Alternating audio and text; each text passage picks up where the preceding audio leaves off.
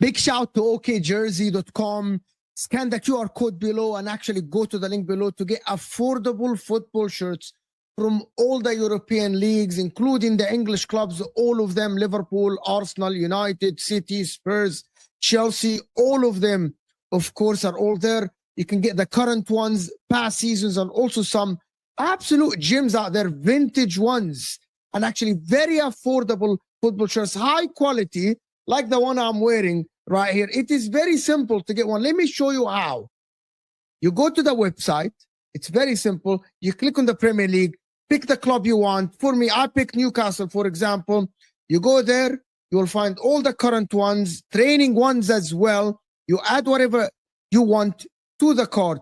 Of course, check the sizes, add a patch, add to cart, but also never forget, as it says below, scan the QR code and put the code JUDGE in the checkout to get 8% discount. It's that easy. Just go to the website, check the football shirt you want. You will not regret it. Now, let's get back to our stream. Bismillah ar-Rahman ar-Rahim. Hello, people, and welcome to Foot Judge Mo. Husam, did you go to the gym, Sam, today? Yeah, okay. It looks like it. Big up everybody that is here. Hit the like button. You're on mute, Dennis. I know. You know what I said. I was just saying, working it out, working it out. Yeah. Yeah. Bro. That's why he's eating peanuts. See, I know the gym life. I came from gym as well. Well, actually, I not came from gym. It was club activity, but anyways. Yeah, Jordan versus Morocco. Morocco. We're gonna spank them so bad, bro. It's gonna be amazing. I can't wait. What is that today? No, that's on Thursday. It's the final. Our country's made it to the final, so it'll be nice. The Arab Cup or whatever. Big one. Yeah. Don't say whatever. It's the FIFA Arab Cup. Don't say like whatever. It's a recognized tournament by FIFA. It's not some random shitty tournament created by the Arab League, which used to be the case before, but it's not. It's actually a FIFA recognized tournament. How many games you watched? One or two, but yeah. I watched. Not even of Morocco. By the way, the funny thing is, Morocco's game coincide with like my matches, unfortunately. So you didn't watch one or two games, and then you're talking to me about. But I'm following the results every day, and I don't insult the tournament by saying, "Oh, the Arab Cup" or whatever. I don't watch Serie A, but I don't shit on it. Are you gonna apologize to the audience about Eucharist or no? to the Arsenal fans? Are you going to apologize to the Arsenal fans that followed you and said that Eucharist is better than Sesko? Are you going to apologize? He's better. He is 100% better than Sesko. I don't know where people are hyping up. Are you going to apologize? Are you not going to apologize to them actually about Sesko and Eucharist deals? I think you're joking. Obviously, I'm pretty sure you're rage baiting. That's what you're doing, Mo. Have you watched Eucharist play now? I respect it. Have you watched Sesko play now? Not as bad. Oh, not as bad. Not as bad. Okay. But yeah, I will say, I am concerned about Eucharist. That I'll say. Like, he's better than Sesko, but that's not the argument for me. That's a stupid debate. You're concerned about. Are you concerned about Arsenal at all now? Not yet. If we play bad against Everton, then yes, because that's a trend. But if only one game, I'm not going to be upset, scared about only one game. Wolves, we were crap. But I'm not going to say, oh, one game means khalas, we're bad. Like, I'll have to wait to see what we do against Okay, but your 6 games, you haven't had back-to-back wins. That doesn't matter. There's context to it. We saw those matches. Everyone outside Chelsea, where I was disappointed because we played against 10 men. And even then, before the Chelsea game, I predicted a draw. Chelsea's not a bad team. So but yes, I get it.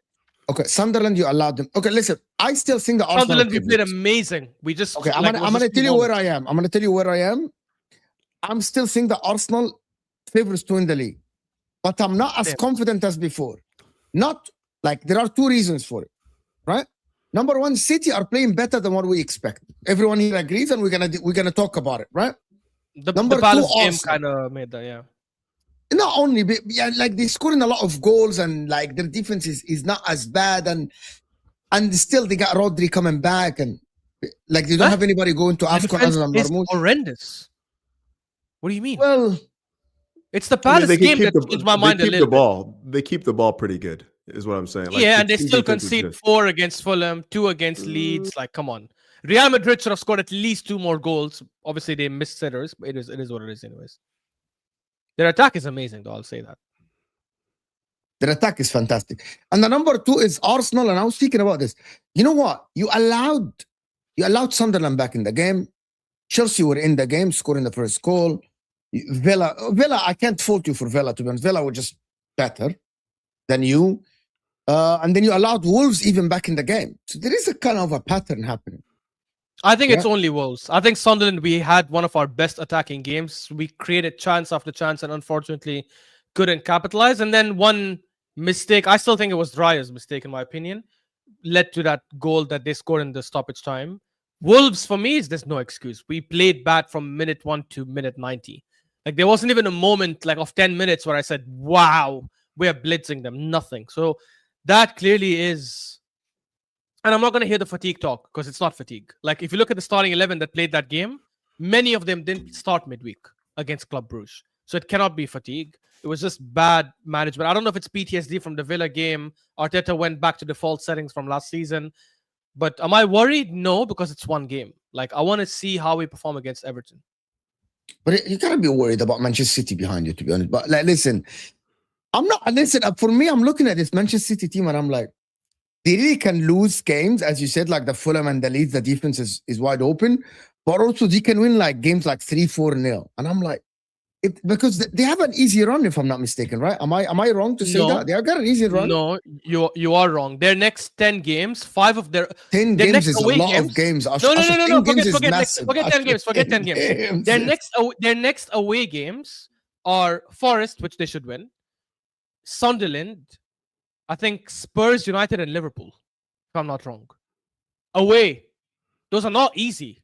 And they have struggled away from home this season. Minus Palace, which, to be honest... By the way, and I didn't watch the Palace game, but everyone who watched the game, including City fans, are saying it's not a 3-0 like game where they slapped them and destroyed them. Apparently, Palace could have scored in the first half 1 or 2 goals. So, I don't know. I didn't 100%. Watch the game, to be fair. The Palace could have scored, yes. Palace could have scored. It's not like... Okay.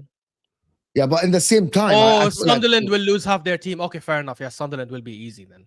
Damn, I didn't... 100%. Like, 100%. How can Arsenal get better? This is what I want to... Actually, can we leave the Arsenal talk a little bit? Like, I know... Why? This is good conversation. I'm loving this, man. Go ahead. All this chess like about a week and a half ago, and now it's like, oh, I don't know. I'm a little worried, but I'm sort of like okay still, and I'm confident still. And, you know, wait, did I see that? Dog shit. Gyökeres is dog shit, but we're still okay. And Dennis, still, you don't like it when people club Chelsea fan opinions with yours. Don't do that to me. We don't have to worry about like losing our captain or Gabriel or any of these guys. I get it. We have Agenda. We have all these guys and Mosquera, and like now you guys are conceding goals. You're leaking goals like it's water, man. Like you got a leaky faucet, man.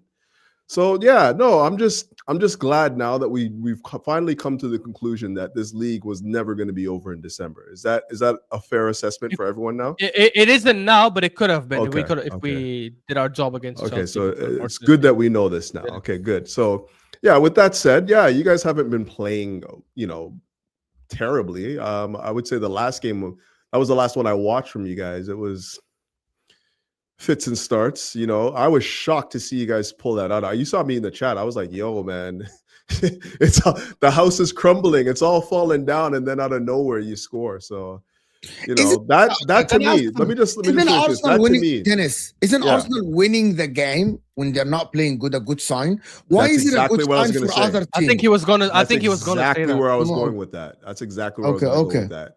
Like when you can win games like that, when you're not playing well and you're scoring late, even if it's like own goal, I don't care. Like you're finding ways to win these games.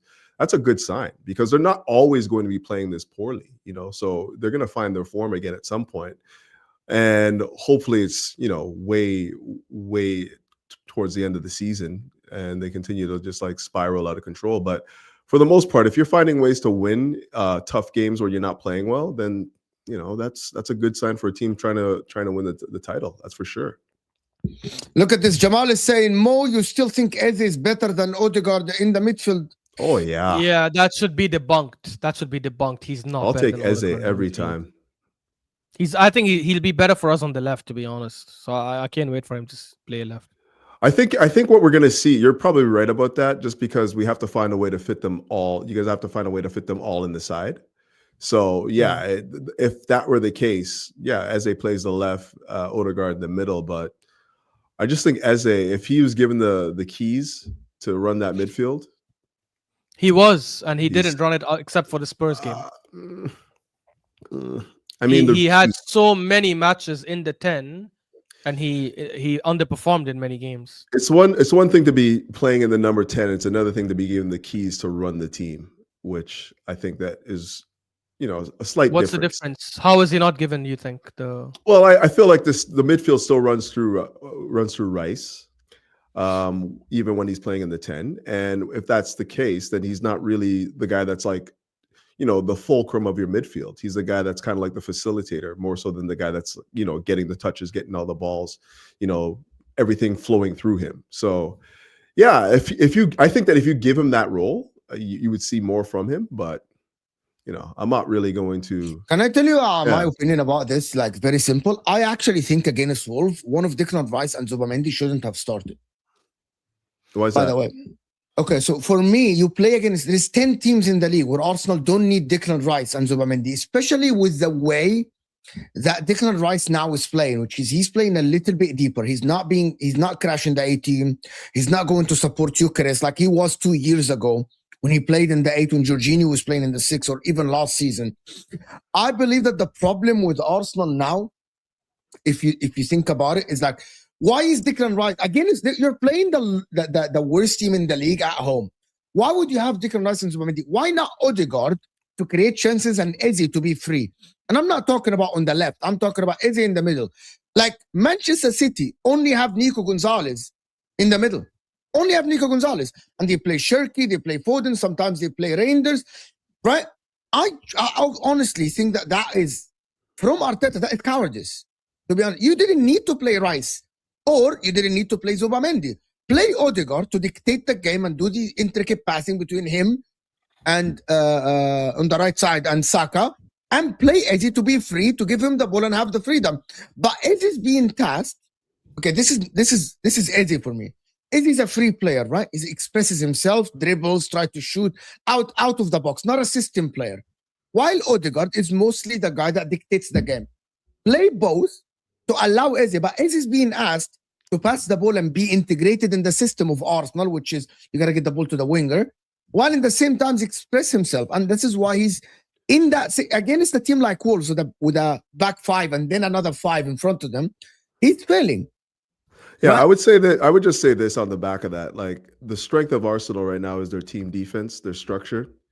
And when you take the two pillars out of that defense, you take obviously Gabriel, obviously Saliba came back for that game, but you lost somebody else, if I'm not mistaken. I can't remember. But you still have to protect those guys in the middle. And so when you have Zubimendi and Rice in there, that shouldn't be a hindrance to your ability to like really attack and dictate the play. Yeah, I would say that fundamentally what they did wasn't necessarily incorrect. It just didn't come off. Let's just be real. Wolves were very, very hard to break down. Yeah, I agree. The thing is, I think when we have Saliba and Gabriel, Declan Rice can push forward a lot more because you have Zubimendi, Saliba, and Gabriel all who can cover and win the ball back. I think the last few games, Rice has had to do a lot of hand holding with Mosquera. With all due respect, you're playing Wolves. With all due respect, you're playing Wolves. I understand, but the thing is, Rice is a good attacking option as well, and But he's not using him to attack. He's not using him to attack. I get that. Using him to attack. You could look. I'm not saying he shouldn't have rested or not rested. Sorry, he shouldn't have benched one of them to go a bit more attacking. But I don't think that's why we played bad. In fact, given how the game turned out, probably if we had one of them not playing, we might have conceded in the first half, just because for whatever reason we were playing very slow and lethargic and not creating chances and all. And Declan Rice and Zubimendi were at least helping us win the ball back a couple of times. Again, it shouldn't be an excuse. If we were playing at our best, this wouldn't have been an issue. What was said wrong by Mo though? When we spoke about this like possibility in the summer, we spoke about like when you're playing a Wolves at home, you don't need both Rice and Zubimendi. You can go with one of them. It's not like Wolves were like threatening. Yeah, agreed. But I just want to understand. Are you saying that's if we played, let's say, Rice, Odegaard, and Eze, we would have played better? Is that what you're saying? Yes. I think so. Yeah, so I'm challenging that. I'm saying that's not the truth because we were not playing bad because we were not attacking enough. We were playing bad because we were just very risk averse. And I don't think Odegaard coming in later. Hence Odegaard and Eze. Risk. But again, I don't think that's what guys. You're missing my point. Every other game we have played this season, when Rice, Zubimendi, and Odegaard or Eze were playing, we were destroying teams and opening them up. But you haven't played the team that played that. The reason Wolves played the lowest block against Liverpool.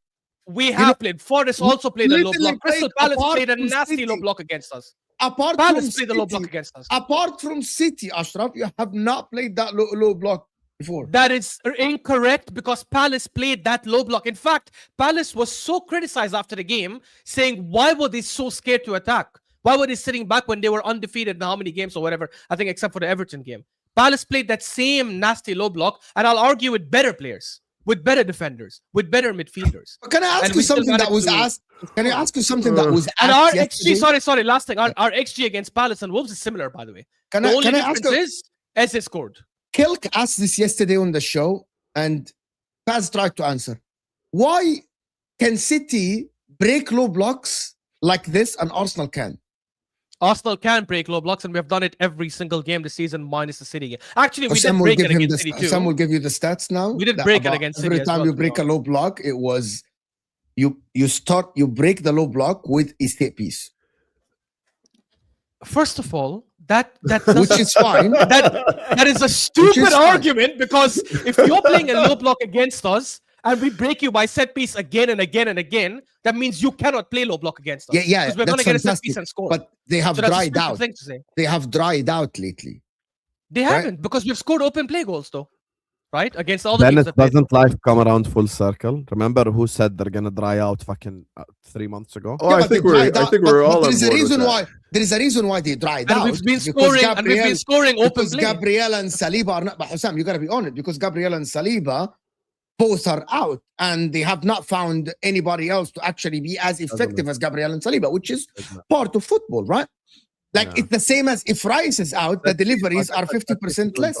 I said that in the beginning and then people left. I think Arsenal fans need to get their shit together. You also said Arsenal have a problem with open play XG and you were wrong. So Sam now acts like he's like, okay, Sam, if they dried out with Gabriel and Saliba being there, I would say you're right? But they dried out because Gabriel and Saliba are out. I think that is the main reason, because they both play a massive factor in the set piece. Don't include Saliba on the set piece thing because he's weak in the air anyway. And again, Wolves, by the way, the Wolves game again, he got beat in the air 2 to 3 times when Wolves were initiating attacks. So let's not do this whole... Gabriel is a level above Saliba in everything other than playing out from the back. Gabriel is the best in the world in heading. It's not Saliba. He's the best center back in the... No, he's the best center back in the planet when it comes to all facets of defending. The only thing Saliba has on Gabriel is just passing. That's it. I think Saliba's a better passer. Agreed. Other than that, Gabriel is better at literally everything when it comes to and also I still think we need to go back. I still think we need to go back and just identify what. Go back. Can we go back? Yeah. Even we need to identify one thing. Go ahead, Husam. Just finish. But that's the what I was Go ahead. We couldn't hear because sorry, I was just talking about the set piece thing. Gabriel is the one that makes the difference on set pieces, not Saliba. Don't say Gabriel and Saliba because Saliba is not part of this. The one that makes the difference is Gabriel for me. Yeah, but you know that Saliba is being marked as well. Like it affects how teams actually mark in the corners. Like having teams are marking Calafiori and Timber as well, and they're marking all as much as that. But I'll give you that. Maybe Gabriel. Timber's been an issue. Timber's been an issue. I want to go back. I want to go back. Timber scored from a set piece against Bayern Munich. That's how we opened the scoring, by the way. But let's not. I want to go back to the same point. It doesn't help the argument. So you guys don't think that Wolves give the blueprint to how to a little bit stop Arsenal? I think that what we got to figure out here. I like this show. This shows that I'm an Arsenal fans. Can we just identify what the strength is of this team? This team is the structure and the defense, right? So when you take those two pillars out in the middle, the spine out, I disagree with it. Mosquera and Mosquera and Gabriel were out, and they played Hincapié and and White or whatever. For the last basically that's for the last 6 games or 7 games, they have had 2 new partners every game. Yeah. So the solidity of the team is being tested, right? We can agree with that. And then aside from that, like the fundamentals of this team don't change. They try to defend in numbers. They try to, control the structure. They try to dominate the games by being hard to break down. So when you take those 2 pieces out, to go, to take the fundamentals of their defense out and then take out a midfielder who's also helping their defense to play a more attacking midfield, that's changing the whole structure of that team. Like I don't necessarily think that they look to score 4s and 5s as much as I think that they look to win 1-2, 2-0, 2-1, that kind of thing. So fundamentally, I think what you guys are saying is Arteta is more of a pragmatic manager than he is a offensive dynamo, a guy that looks to get forward and like attack teams with numbers. And I would agree with that. I think that their structure is such that they want to defend in numbers. They want to be compact. They don't want to allow teams to be running at them at the break. Yeah, I would say so.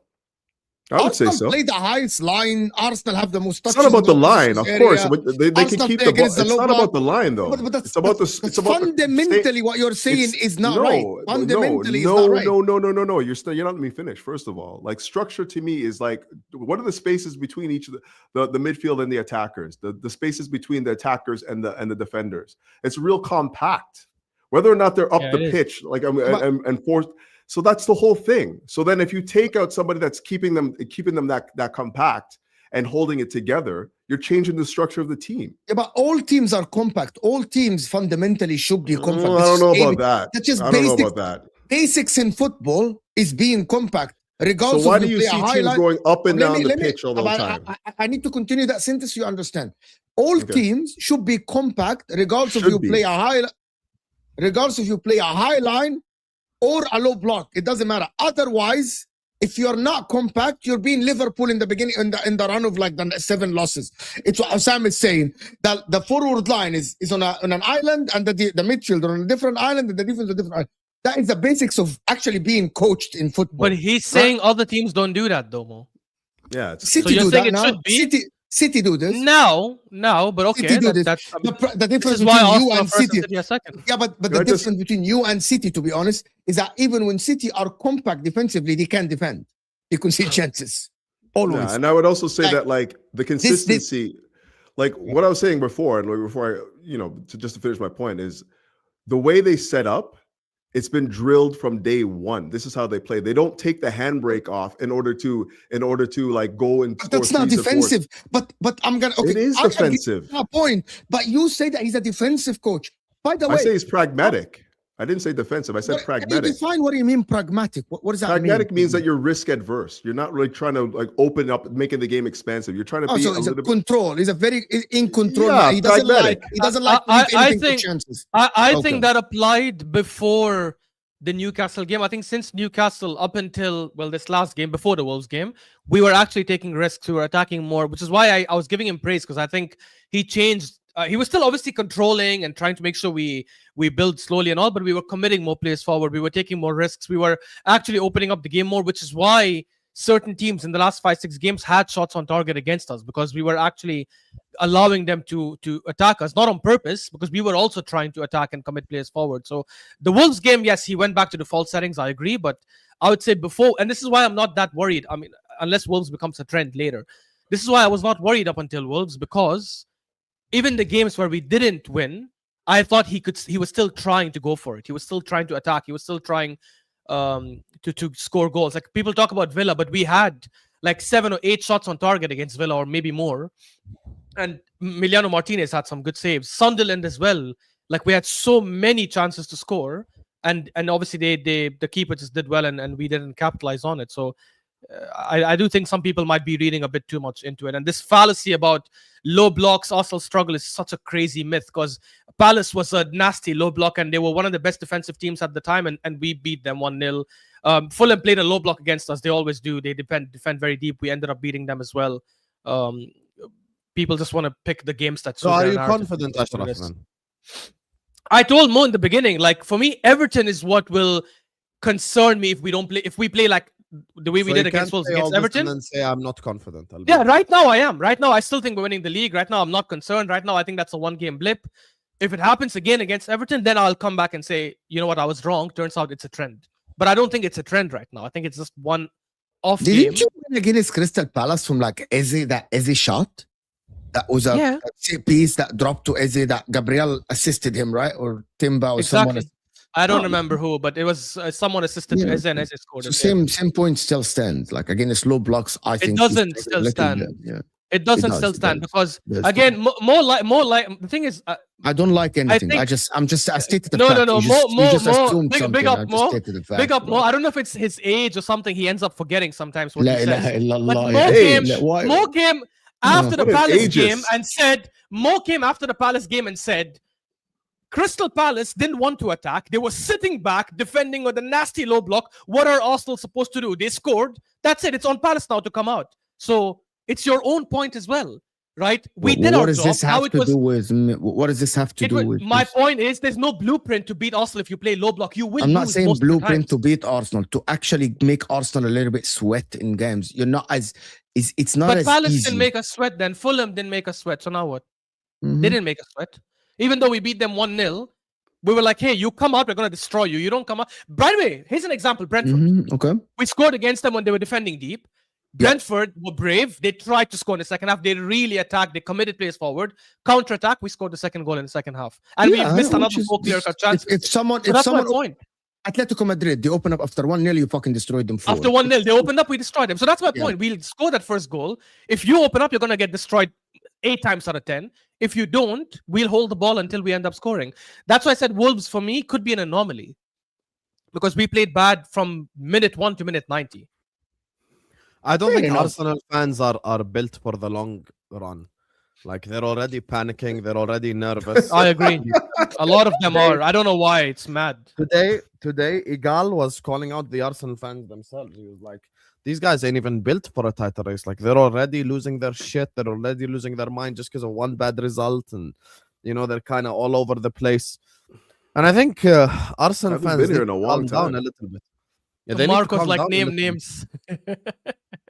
Name names. Oh, there is a lot. Gunnar Solskjaer on the match action. Sam, you watched a little bit. Gunnar Solskjaer was like, panic. He's like, if he doesn't win it, he can fuck off. Already you're saying this today. Oh my God. Look, I disagree with Igal on a lot of things he said, but And you know, Gunnar Solskjaer is like a very positive. Today, man. Igal was fully calling out the Arsenal fan base. He was like, I "There's watched no way." that, and They are all I fully Yeah, agree with him Ashraf, because Ashraf, he mentioned James. one line which is 100% true. Everyone, when we talk about we're going to win the league, oh, you need to wait till March or April. Why are you jumping? He was right when he said that. So then why are you flipping now? Especially Arsenal fans. The Damn, Arsenal Ashraf fans were really telling, watches all my shows. Big up. Habibi, I'm a fan. I told you. I'm driving and I have it on the podcast. I have YouTube Premium, so I don't need to actually play the video. Basically, Igal was saying, the ones when he was saying, I think we're going to win the league, and the other Arsenal fans were telling him, calm down, wait till March or April. Why are you getting giddy now? How could they now turn and say, look, this is why we won't win the league? Didn't you say wait till March or April? You can't have your cake and eat it. You need to have the same energy. Yeah, but either we wait till March or April and shut up, or don't. I want to show you guys something, okay? But I think this is not a good sign. This is James. It's not a good sign. That my problem with these videos is that they get picked up by a lot of people and people start repeating them. Okay, watch. Listen to this. I'm gutted, everyone. I'm absolutely gutted. The other thing I want to really rant about is, and I'm sorry for people who go, you're just making excuses, sour grapes, all that, but it is the injuries front. People, I can't stress this enough. Name me a Premier League side in the comment section below, and I promise you, I can name you 9, 10 of their best 11. Whatever team has won the title, you can remember their 11s. Why? Because 9 or 10 of them went out week in, week out. Arsenal went into this game once again with a brand new pairing. Timber and Nketiah starting a Premier League game for the first time together. Yes, they've got about an hour against Brentford, but starting once again together, and we are going weekend. We are going to one of the toughest grounds in their. I wanted just to show you this. My problem with this I'm so bored, yeah. I swear to God. Yes. Which game was this? Was he referring to Villa? Yeah. My problem Every with this single video, time. my point with this video is this, guys. I like what Ashraf is saying. So Ashraf is saying, no. Ashraf didn't mention the injuries or anything. He's like, no, I trust my team that we're good. This is a one-off, right? But the problem with the likes of James and other people that talk in the media, and there is that the people on Twitter, they pick on this. Once you start saying these things, that means I know that inside you're not confident. That inside you have the doubt. And that is my problem. Thank you, Mo, because this is important. That is the problem. This is called pre-making excuses. Exactly. Imagine. And Let me give you an example. Let me give you an example. Let's say Mo asks me about the Liverpool game this weekend. Okay. So this weekend, Liverpool take on who the fuck do we even play? We play by Leeds or somebody like no. We play Tottenham away. Okay. Ooh. Imagine. Oh, Yeah. No, Habibi, actually, they're crap. They're crap. Habibi, I would say, if we're going to Wolves away, we're shit. Anyway. Yeah. But it's gonna be a good game. We all know this. Anyway, Yeah, back to the it topic. will be. Imagine Mo went like, Husam, you're going to Spurs away this Saturday. What do you think? And I'm like, Salah is not going to be at the game. Jeremy Frimpong is injured. I don't trust the Konate Van Dijk partnership, but I think we're going to win. What? So I'm pre-making the excuses just in case shit doesn't work out. So I can come here after and go like, oh my God, the reason why we didn't win. But that's not how football works. My thing with this Arsenal injury thing is we are at the stage where legitimately no one gives a fuck. I'm sorry. You're the biggest Arsenal supporters and the biggest fans of Arsenal and the biggest allies of Arsenal, if you would like, including myself, Mo, whoever the fuck is me personally. If Liverpool can't win it, I'd rather Arsenal win it over City. I'm on fuck Man City. Everyone knows this. So for me, I'm just bored every single time. Because going into the season, you didn't have this energy. We cook Chelsea fans for changing their energy. We cook Liverpool fans, United, everyone changing their energy. So we have to keep the same energy for this conversation. You can't tell me we've got the best defensive depth in the league. And now you're telling me, oh my God, we're playing Timber and Nketiah against Wolves. You should be able to play Ashraf and Dennis against Wolverhampton Wanderers and beat them. What are we doing here? They are without a win. No, Dennis, this is important. If I'm in there, of course you got a guy like me in there. Come on now. They are without a win in the Premier League, Dennis. They haven't even won a game. Let me double check. They're literally on zero wins. They have 2 points. Yes, they have two draws. 2 points only, zero wins. They're on 0 wins in 16 game weeks. What the fuck are we doing here? What the fuck are we doing here about, oh my God, it's Timber and Nketiah? Bro, like point. not a single Wolves player would even get into the Arsenal squad. Why do we sit here and lie to each other? I don't understand this. Yeah, but Husam, this they is did why win the game, though. I'm They did looking win at the game. Arsenal right now. Arsenal fans, this is bad for health. You have to be able to be ready for the long run because it's fucking December. So you have to get used to the fact that we still have a lot of games to go until May because the Premier League title is lifted in May. I know a lot of you haven't seen it in your lifetime. It's been 20 years. I understand. But you don't lift it now. You lift it in May. So you have to be able to have that long breath because it's a marathon. It's not a sprint. So you're not just willing. You don't have to be top. We were top of the league after 5 games. We're now 10 points behind. So all this, like, you think you can win it now. You can't. You can lose it now. We can't win it now. Exactly. And City right now have 2-3 easy games in a row. I think they play West Ham and then they play Wolves, if I'm not mistaken. And Ashraf said it, Forest away. But more than likely from now, prepare yourself mentally. More like 99.999% City will win all 3 games. Why should you panic? Every single time City score a goal, Arsenal fans are losing their shit on social media. When I was in a title race with Manchester City, there are some games that City played where I had a bit of a hope and I watched. Like Crystal Palace at the weekend. Okay, fair enough. You should have hope before the Crystal Palace game. You should have hope. But you look at what he said was wrong. It's about the message. That's the problem, Tevin. That's what I wanted to. That's what I wanted. Husam didn't say because he stated that he's lying. Fact, but it's about the underlying message in the fact, which is, hey, look, I'm making my excuses ready in case Arsenal don't win the league because we've had 19 different defensive partnerships. Yeah, but you told us that you have the best defense squad in the whole league. So now what? Yeah, we do. I don't okay, think. Okay, khalas then. Don't complain. But I'm not. Yeah, the others he shouldn't. Didn't. I don't think he said anything wrong. But here is the problem that he isn't saying. Number one, the message should be, yes, we have injuries, but we're top of the league. And number two is Manchester City. If you are going against a mighty Man City, that is fine. Guys, Man City as well. By the way, they signed a left back. He got injured the first game. And they had to go to a 19 years old to play a left back. They don't have a right back. They don't have John Stone. They don't have no depth in center backs, by the way. No depth. Kozanov disappeared from earth. John Stones is injured. Nathan Ake is finished. They have no Rodri, so it's only Nico Gonzalez in the middle. And it's their fault. No Doku as well. Like, and by the way, Ashraf, by the way, and I'm not giving City excuses. It's their fault. They spent $500 million over the last 2 windows. This is their recruitment, right? But the facts are, City don't have a great team, by the way. They don't. Every time someone asks me, I say, Arsenal team is better than City. That's why I think this is the first time that Arsenal are going into this league when I think Arsenal are better than City. On the ground, Arsenal are better than City.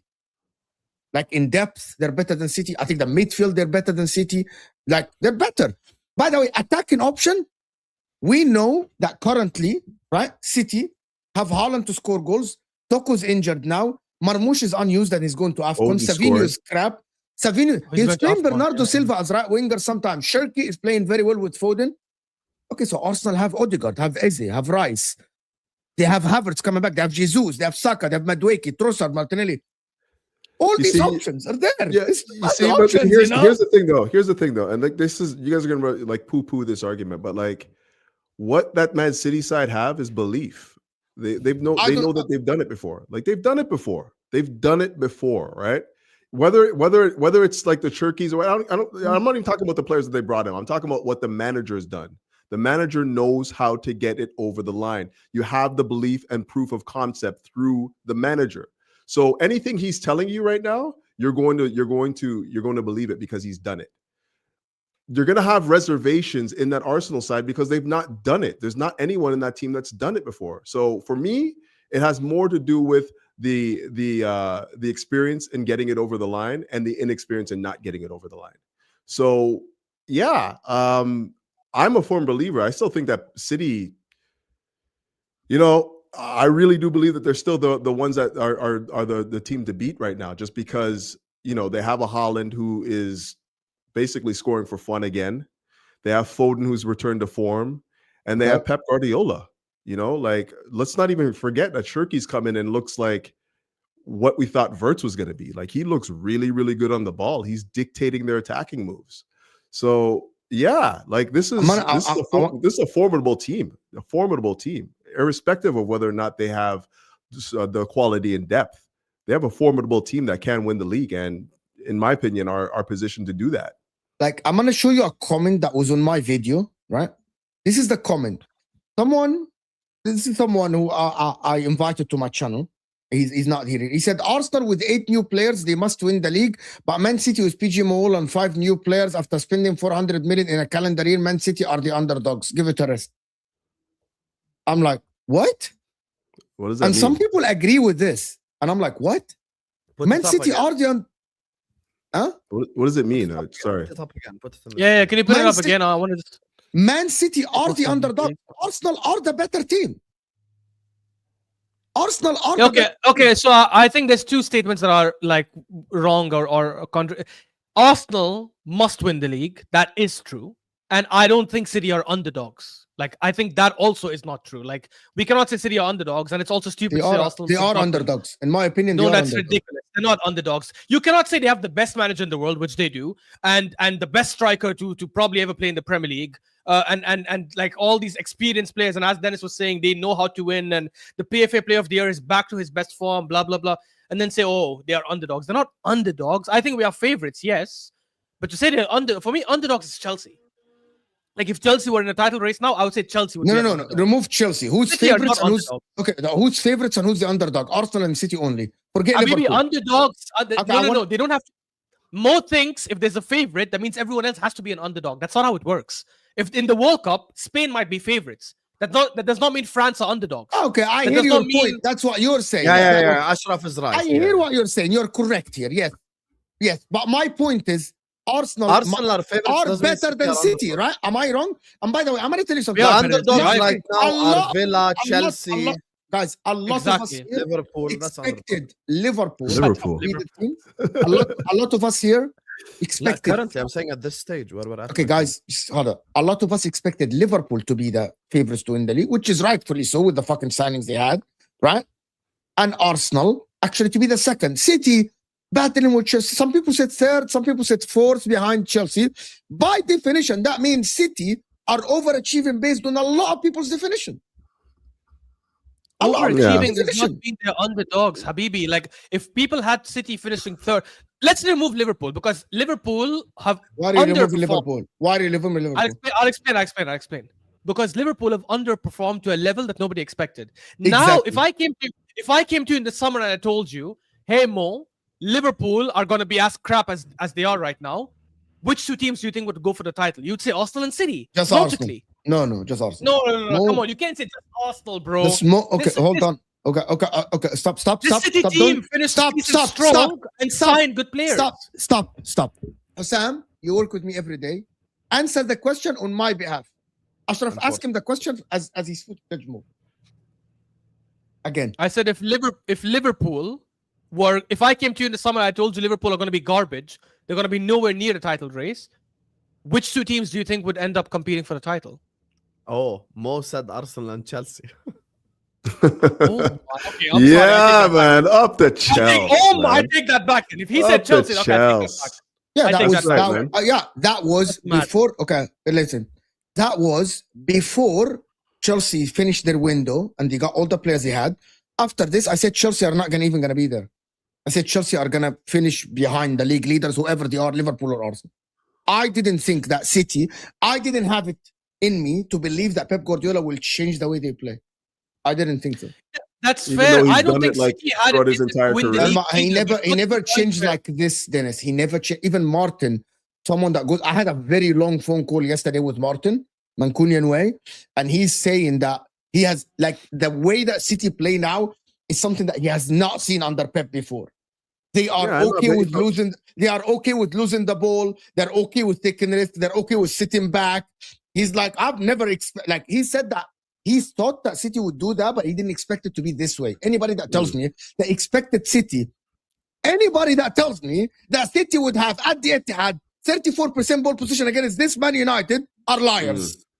Anybody you're not again. They're liars. Okay. I don't think that anyone would have anticipated them playing, like just so compact and deep and just soaking up pressure. But One thing that we've learned from Pep Guardiola is to expect the unexpected. Like things that he's done, he does things that nobody expects. That's why he's been on top of the game for so long. But he never changed like this, Dennis. He never ever.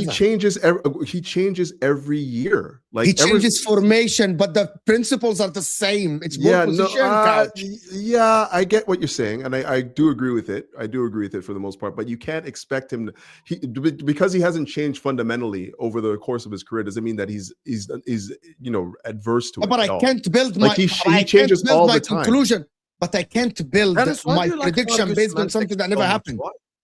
Huh? Why do you love to argue semantics? You know what moment. Let's not do this. No, I agreed with him. That's exactly what I said. Like, the guy, I know he changes formation from box in the middle to like wingers wide to inside forwards to false nine. But the principle was always the same. I am on top. This is my authority. It's my game and you're playing in it. Never changed in his life. Bayern, Barcelona, Man City, never changed, right? Now comes this season, he's playing Man United. He goes 1-0 up, he sits back. And I'm like, what the fuck is wrong with this guy? Okay, but why would that change your mind when they're still losing games they shouldn't be losing and conceding goals they shouldn't be conceding? Who said I changed my mind? You don't think they're better? You think they're better than what you thought in the summer, right? Oh, yes. Why? How are they better than what you thought in? So wait, how bad did you think they were going to be in the summer? I thought that they would be not in the title race. I said they might change third or fourth, but I said Liverpool and Arsenal. So you thought come December they'll be nowhere near the title race? They will be like 6, 7, 8 points behind the league leaders, whoever they are, which is basically they're gonna. Okay, 6 and 2 is like 4 points different. Oh, Okay, Ashraf. Logically speaking, you can go to Everton and draw the game. Yeah. And who do City? Okay, can we just be honest? They play West Ham at home. They're gonna win that. Like, by can we 7 be honest? In the next game week, guys, I wouldn't be surprised if City are top of the league. Yeah, with all due respect to everyone. It could happen, right? I am not crazy if I say, by the way, there is a 50% or 40% chance that by the end of Sunday, Man City are equal to points with Arsenal and Man City are top of the league by goal difference. I'm not crazy, right? Could happen. I didn't see this after 17 game weeks, which is half the season. I didn't see it happening. I didn't see it coming. I'm going to give you. I'm going to tell you what. I didn't expect City to go to Arsenal and get a point. I didn't expect City to smash Liverpool like this, but that is because Liverpool are awful. I didn't expect City to go to Crystal Palace away and win 3-0. I didn't see these things. I didn't see them. Yeah, but you're only using the other side of the argument. I'm going to tell you another game. Side. I didn't expect City to go to Fulham away and win. I know the manner of how they won makes it a little bit questionable about conceding from 5-1 to 5-4 and Gavardio saving the last. But see all these points, I didn't see them happening, right? I didn't see some. I need someone to stop me if I say something crazy. However, for Arsenal, everything that happened to Arsenal, I saw it happening. Apart from one game, Sunderland, I expected Arsenal actually to lose to Chelsea away. I expected Arsenal to lose to Liverpool away. I said that before, that Arsenal will lose to Liverpool away. Maybe the City win. I expected Arsenal to win against City. Arsenal did everything that I expected. Now, currently, right? City are the ones that did stuff that I'm not expecting. I didn't see that. But I can also push back by saying City did things that were not expected. For example, I wasn't expecting them to lose at home to Spurs. I wasn't expecting them to lose the way they did to Brighton. I wasn't expecting them to lose away to Newcastle where they haven't lost in like 20 games or something like that. I wasn't expecting them to go from 5-1 win to 5-4 and a Guardiola goal line points clearance. Are on the board. Yeah, Number I understand, but by the way, I'm going to tell you something. Though. Against Brighton away, not any of us can say that, okay, by the way, City can go to Brighton and lose. No, Brighton not the way they did. Being 1-0 up and then losing in the last 10 minutes? No, I would not have seen that happen. Yeah. If you told me... Go ahead. I don't care about the manner. Go watch the last 4-5 seasons. When City go up, they don't lose most of the games. And that is when they score first, they don't lose. I don't care about the manner. We're talking about the points. I didn't see City being 2 points behind Arsenal today. But Mo, if I went and showed you the fixture list, what game? Because now don't talk about smashing Liverpool because you just made it clear it's about points. So forget the performances since you said you want to remove that, right? Tell me the games that if I showed you from here until 16 December, what games did City win that you said outside the Arsenal draw? that you're like, oh, I didn't think City would Fulham, get points. there is 6 points right there. It's 4 points. Fulham away. And Crystal Palace. Yeah. Why Fulham? Tell me why Fulham. Because Fulham away? I didn't expect City to be that strong, bro. That 5-1. What do you mean? The goals that they scored. Fulham away is a No. You said not to talk about performances. So leave performances. Why did you not think they could win against Fulham away? Because what was the reason? I didn't think that City will be that strong against the Fulham away. I thought Fulham would get a draw or something. Why is that hard? But Fulham don't do well against City every season. Even last season when City were crap. Correct me if I'm wrong, City fans. Did you beat them home and away? Fantastic. When they were garbage. If I use your argument, Spurs at the Etihad always win, get a result. No, BS. No, BS. Name me the last game City lost at home to Spurs. It was the 3-2 when Harry Kane scored. That was 4 years ago. Guys, stop. They don't. Spurs, they got the 3-3 draw and they got the 3-2 win years ago. Ashraf, don't be wrong on strong. Last season, I'm not wrong, November strong. Okay, go ahead. هتكلم طيب ولا هسكت؟ يلا, I'm gonna go ahead. talk or I'm gonna shut up. Talk. Last season, November 23rd, 2024, Manchester City at the Etihad 0, Tottenham Hotspur 4. We know that was an anomaly because City were going through crap. They lost 13 games. The season before, December 3rd, 2023 at the Etihad, Manchester City 3, Tottenham Hotspur 3. Yeah, and then the season before, in February 2022 at the Etihad, Manchester City 2, Tottenham Hotspur 3. Which game was this? I'm looking at the results, okay? Wait. I'm gonna because 22-23, City didn't lose to Spurs. I am looking at the results. So you're Habibi, the 3-2 was it the Harry Kane one? Because that was before. Wallahi, that's 22-23. It's 22. February 19th, 2022. That's 21-22 season. Okay, yeah, that's what I said. Anyway, Ashraf, what about the 22-23 season?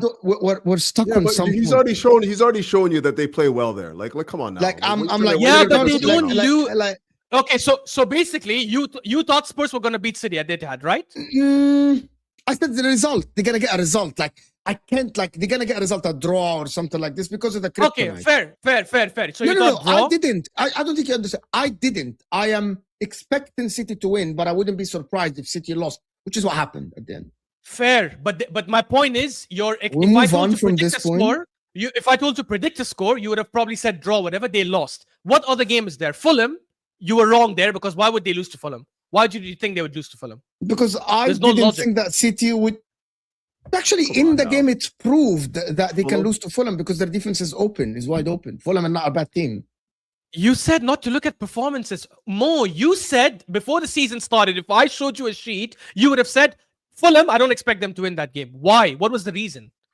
Before even a ball was kicked. I answered 50,000 times and he doesn't, because I didn't think that City would be able to go to Fulham and actually beat Fulham away from home. These are part of the reason why I didn't think that City will be able to keep in touch with Arsenal and Liverpool. How is that even not an answer? How it's not okay because you're using the City.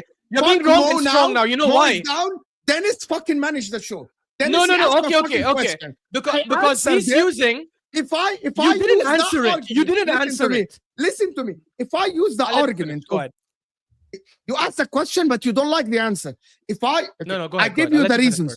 I thought that Fulham away is one of the tough games that if City go away to them, Fulham will be able to get a result against them because I didn't expect City to be able to score 5 goals and win the game against Fulham. I expected a draw or a loss. Why? Because I didn't expect City to be that strong. Is that not a good answer, Dennis? Am I like... No, it's not. No, it's not. Can I rebuttal? What do I need to say? He just used the argument of Spurs and said... So if I'm okay, okay, thank you. He just used the argument of, but Spurs always get results, which is why I thought Spurs could get something. Fair enough. Even though he said he expected a draw. No, but I didn't use that argument. I didn't. You are the one who used it. I didn't. I swear I didn't. Wallah al-Azim, I swear I didn't.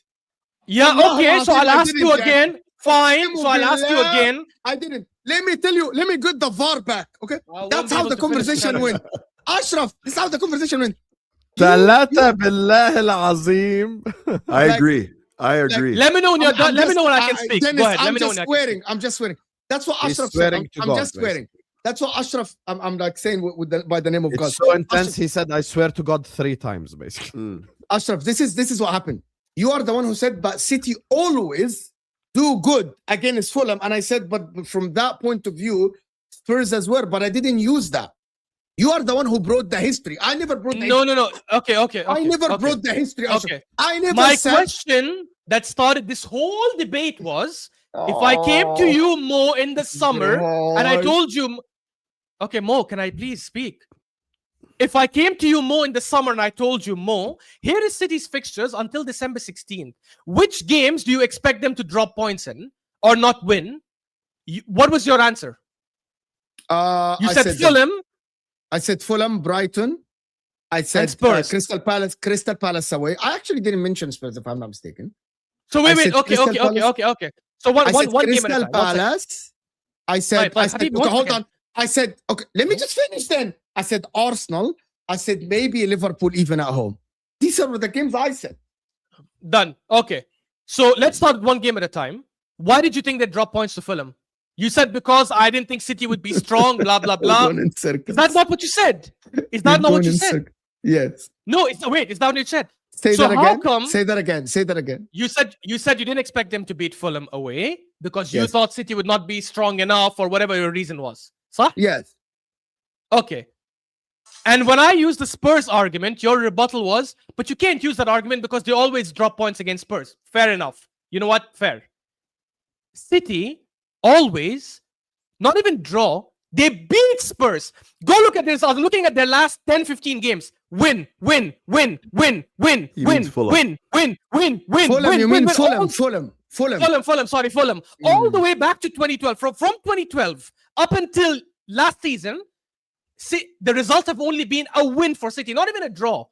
So by your logic, you predicted Fulham. Wait. That's not my own logic. So Mo, only thing is, you should not be betting. You should not be betting, okay? You're not a betting man. Exactly. By your logic, City... I'm not a betting man. I'm not a betting man. He's not. City that were worse last season, and we all can acknowledge, everyone knows that City were crap last season because of XYZ reasons. Nobody thought they were going to be as crap as they were last season. So if last season when they were garbage, they beat Fulham home and away. But I never use the history, Ashraf. That's what you don't understand. I never analyze by the history. I don't. So you don't use history. You don't use present either. What was your present reason for Fulham beating? I don't analyze the Jojo. I don't talk about Jojos and all this stuff and black magic and shit like this. So why did you think Fulham can? Juju. Why did you think City could drop points away to? You're not getting away from stress. Bro, so if it's not history, you're not liking the answer. Okay, this is ridiculous. It's getting ridiculous. If it's not history, what? No, you know what my point? Okay, I'm just gonna end it with this point. This is ridiculous. My point is more. You're getting ridiculous. My point, and I don't think you want the answer. I said City. I never used the history about Fulham. I never used the history. By the way, I didn't mention Aston Villa as well. I didn't know how good Aston Villa was. So you just thought out of like no basis. Okay, fair enough. What do you mean no basis? I gave you the basis. For Fulham, what was the basis? Remind me. That City are not going to be good enough to beat Fulham away. Not the history. Why? Because Fulham away is a tough game for a lot of teams. Simple. Never for City. Oh, but you said not use history, so that doesn't matter. It's not about history. It's about Fulham is a tough game, not the history. Fulham is a tough game. How did you come to that conclusion? Because I rate Fulham. I rate Marco Silva against the big teams. Didn't Chelsea beat them at their ground? Didn't I don't know about Liverpool. Arsenal beat them at their ground. I rate Fulham away at their ground. Why? Based on what though? Based on feelings. Okay, hold on. Why are you actually using the only Fulham game? What about the Crystal Palace game? Why didn't you mention the Crystal Palace game? I was wait. Wallahi, I was going to come to every game. Uqsim billah, I was gonna come to the Palace game and say the Palace away game is the one game they won that I didn't expect them to win. Every game they've won this season, I actually expected them to win. What about they lost? What about the losses? So they lost against Newcastle while they always win against Newcastle. Which I expected because why did you expect it? Again, so let me just flip this on you. I'll explain to you why. Because I thought Newcastle at home this season, and I said it on your show. Yes, I know they lost to Arsenal and Liverpool and Barcelona at home, but Barcelona, we all saw that game. First half, Newcastle should have been 5 goals up. Liverpool were lucky because it was 10 men. And okay, fair enough, Arsenal beat them, but we were the best team in the country and probably in Europe. I didn't think City can go play against Newcastle. If Newcastle have the same performance they did against Barca and Liverpool and Arsenal, they will win the game. And Newcastle had won every other game. Do you think Newcastle last season? So you see, my analysis stronger? is consistent. Okay, no, hold on. Do you think Newcastle last season were tougher at home or this season? This season, I think they were better. Last season, Even though, I don't think they were. I think they picked it up later. Even though this season they lost against you, they lost against Liverpool, they lost at home. I just named those games, and I told you how they lost. And last season, City didn't beat them. By the way, City drew to them 1-1. And before that, by the way, wait. And that was before City went to that spiral. City were winning all their games until then. By the way, City were not bad when they played Newcastle. If you remember, they drew 1-1 from an Aaron Gordon penalty that he won. Newcastle this season are 7th in the Premier League. By the way, Fulham this season. I'm just checking this. Fulham this season at home are 13th in the Premier League. So That's even if you bad. go by this season only, I don't know where more this thing of at home they're that good. Like maybe because they lost to City.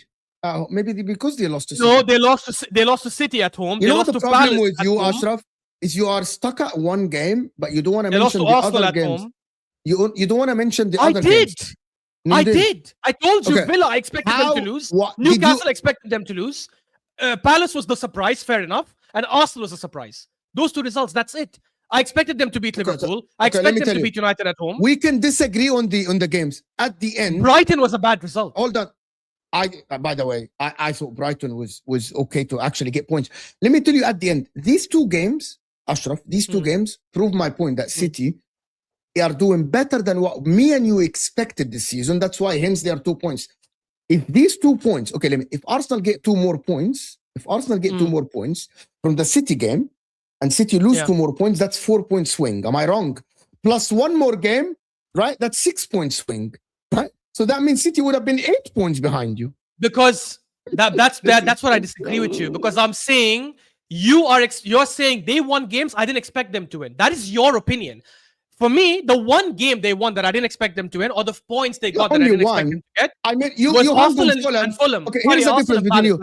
I said Crystal Palace and you agreed with it. I said Arsenal and you agreed with it. And I agree, correct. And then you picked up Fulham. So out of 3 games, you agreed with 2 and you didn't agree with 1. No.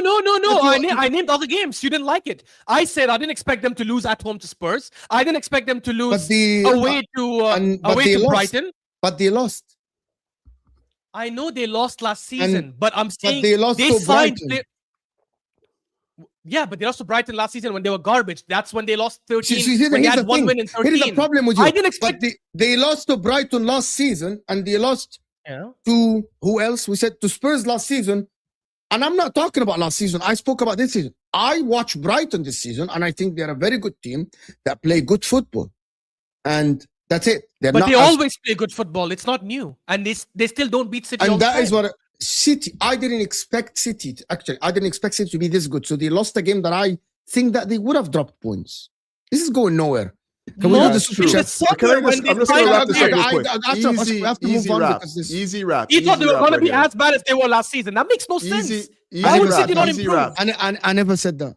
Let me just tie a bow around this real quick. Easy, okay? So even with that said, you said that Man City you had them not winning all those games.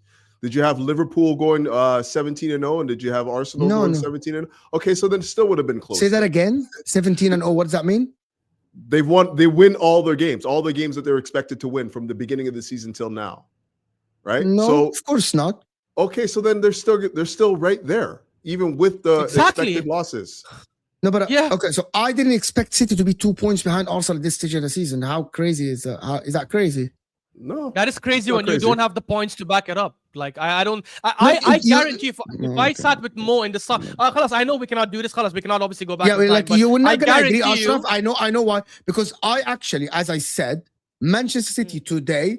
Actually, not a lot of people expected them to be 2 points behind Arsenal. You expected them to be 2 points behind Fine, Arsenal. I'll ask you a question about the future. That's a lot easier because we can come back and debate. Yes. Mo, they play. Their next away games are Forest, Sunderland, Spurs, United, and Liverpool. How many points do you expect them? Can I check? Yeah. The away games, not home. Home, I think they'll win most of them, if not all. No, but I can't do this. I need to check the fixtures, all of them, because they play West Ham, Forest away, Sunderland away, Chelsea at home, Brighton at home. Is that fair to do the next 1, 2, 3, 4, 5 games? Yeah, 5 fair. But I games think and- they'll win. I think they'll win all, maybe, if except for. Actually, I don't know how it's. So you expect them to win every single game?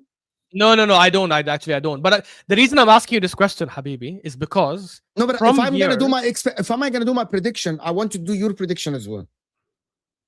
I will, but you're not understanding my point. My point for me, and I said this on your show last week, is Arsenal and City, unfortunately, this season have been poor away from home. Not at home. At home, both us and City have been killing teams, minus the one result each. Away from home, Arsenal play Bournemouth away, Everton away, Forest away, Leeds away, and I can't remember the fifth one. Right? I expect us to win at least 4 of those 5 games. City plays Sunderland away, Forest away, Spurs, United, and Liverpool. How many points do you think they'll get from those 5? All these games are before Feb 7, so it's not like it's 6 months away. Say that again. Say that, because I can't find that away games only. I don't know. Sunderland away, Forest away. Sunderland away, City can drop points. There's a possibility they drop points. So Sunderland away, Forest away, Spurs, United, and Liverpool. I'm expecting City to win Forest away. Perfect. And then Spurs, United, and Liverpool. Spurs away. I don't know Spurs away, because Spurs can show up or not can show up. I really don't know. Spurs can absolutely completely fumble the game, lose 4-0, or they can turn up and get a draw. Okay.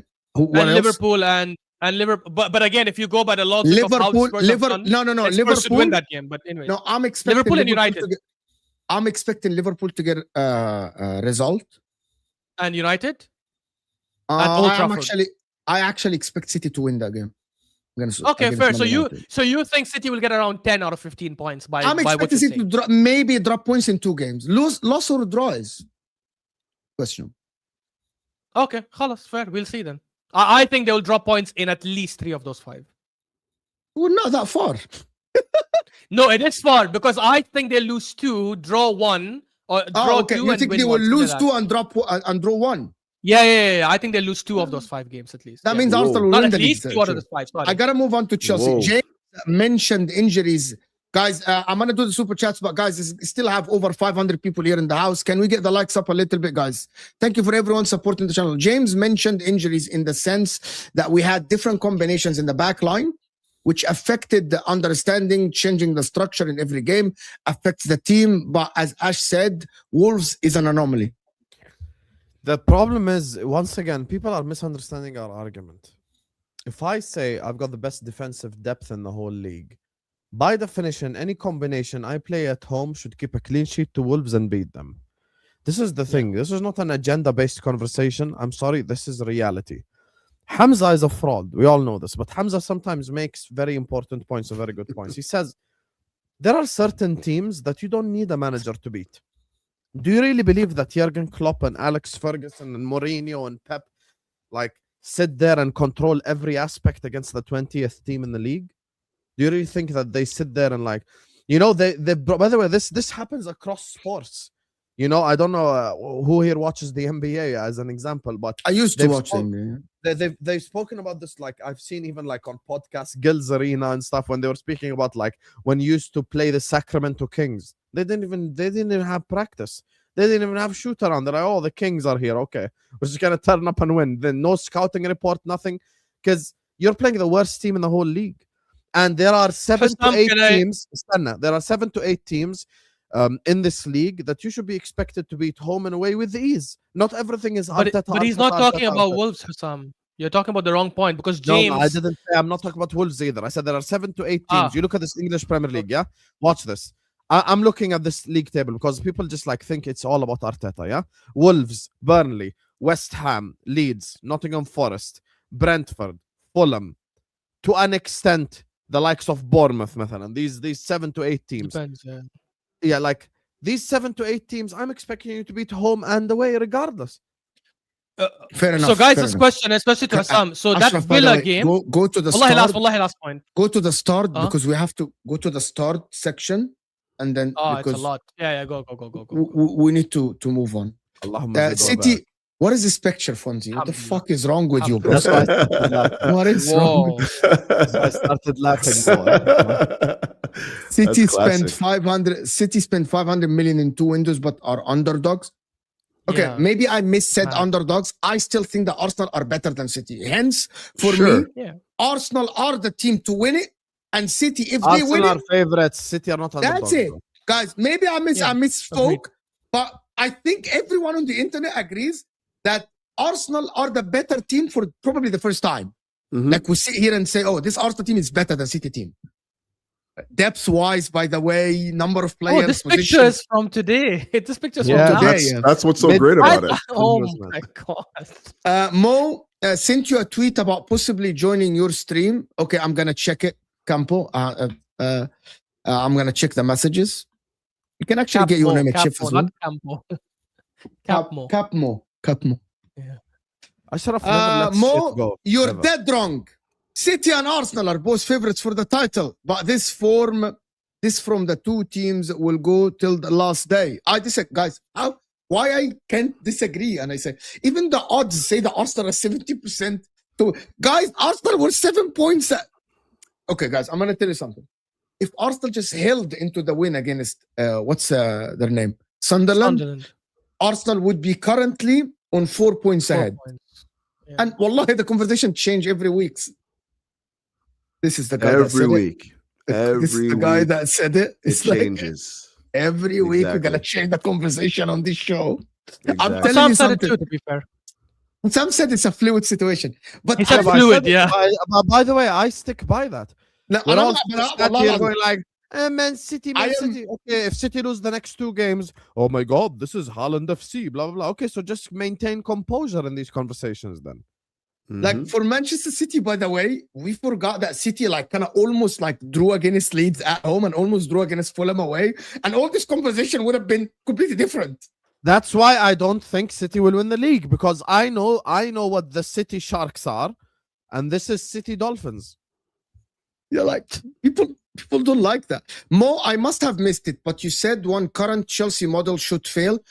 And yes, I said for the good of football, that Chelsea model should fail because of the way they recruit and sell and recruit. It's like, but that doesn't stop me, Marco, from analyzing the Chelsea team as I see them, which is they have good players. Maresca's a good manager. The problem is chopping and changing, injuries, no experience. Me saying this is I'm not gonna come on here and say like, the Chelsea team is shit. I'm not gonna do. If they're good, they're good. But you do see the contradiction, right? I do agree with. What do you mean the contradiction in what? Right? About? He's right though. It is contradictory when you say this model should fail, because correct me if I'm wrong. You're assuming that this model is not gonna create a good enough team. Oh, you're wrong. Maybe I read it wrong. I didn't say should fail. I said this model must fail for the good of football, but I didn't say that it will fail or not fail. Does that make sense? Yeah, why must it fail for the good of football? Okay, I don't think maybe someone that has better terms for me can explain it. I didn't expect the model to fail. I said the model should. Okay, I don't know how to explain it. Ashraf Bil-Arabi. I know you want it to fail because you don't support for the good of football. Why? Yeah, for the good of football. You don't support the way they're doing things. Yeah, because I didn't like the way they are buying a player and selling the player and not buying experience and going for the project players only. Like the project players were good at certain point, but I wanted experienced player to join the team. I wanted him to give the manager what he wanted because the manager succeeded. So give him what he wanted so he can go on to it's improve. Not contradictory. Then actually his logic stands, to be honest. He's Mo is basically saying, Marco, that he's not saying he expected it to fail, but he doesn't want a model like this. He doesn't want a model like this to succeed because it's not maybe good for football, like players being I'm going to give you an example, guys. I'm going to give you an example. Like the Galacticos Real Madrid buying all the superstars. In my opinion, I don't want that model to succeed because anyone will just throw money at it.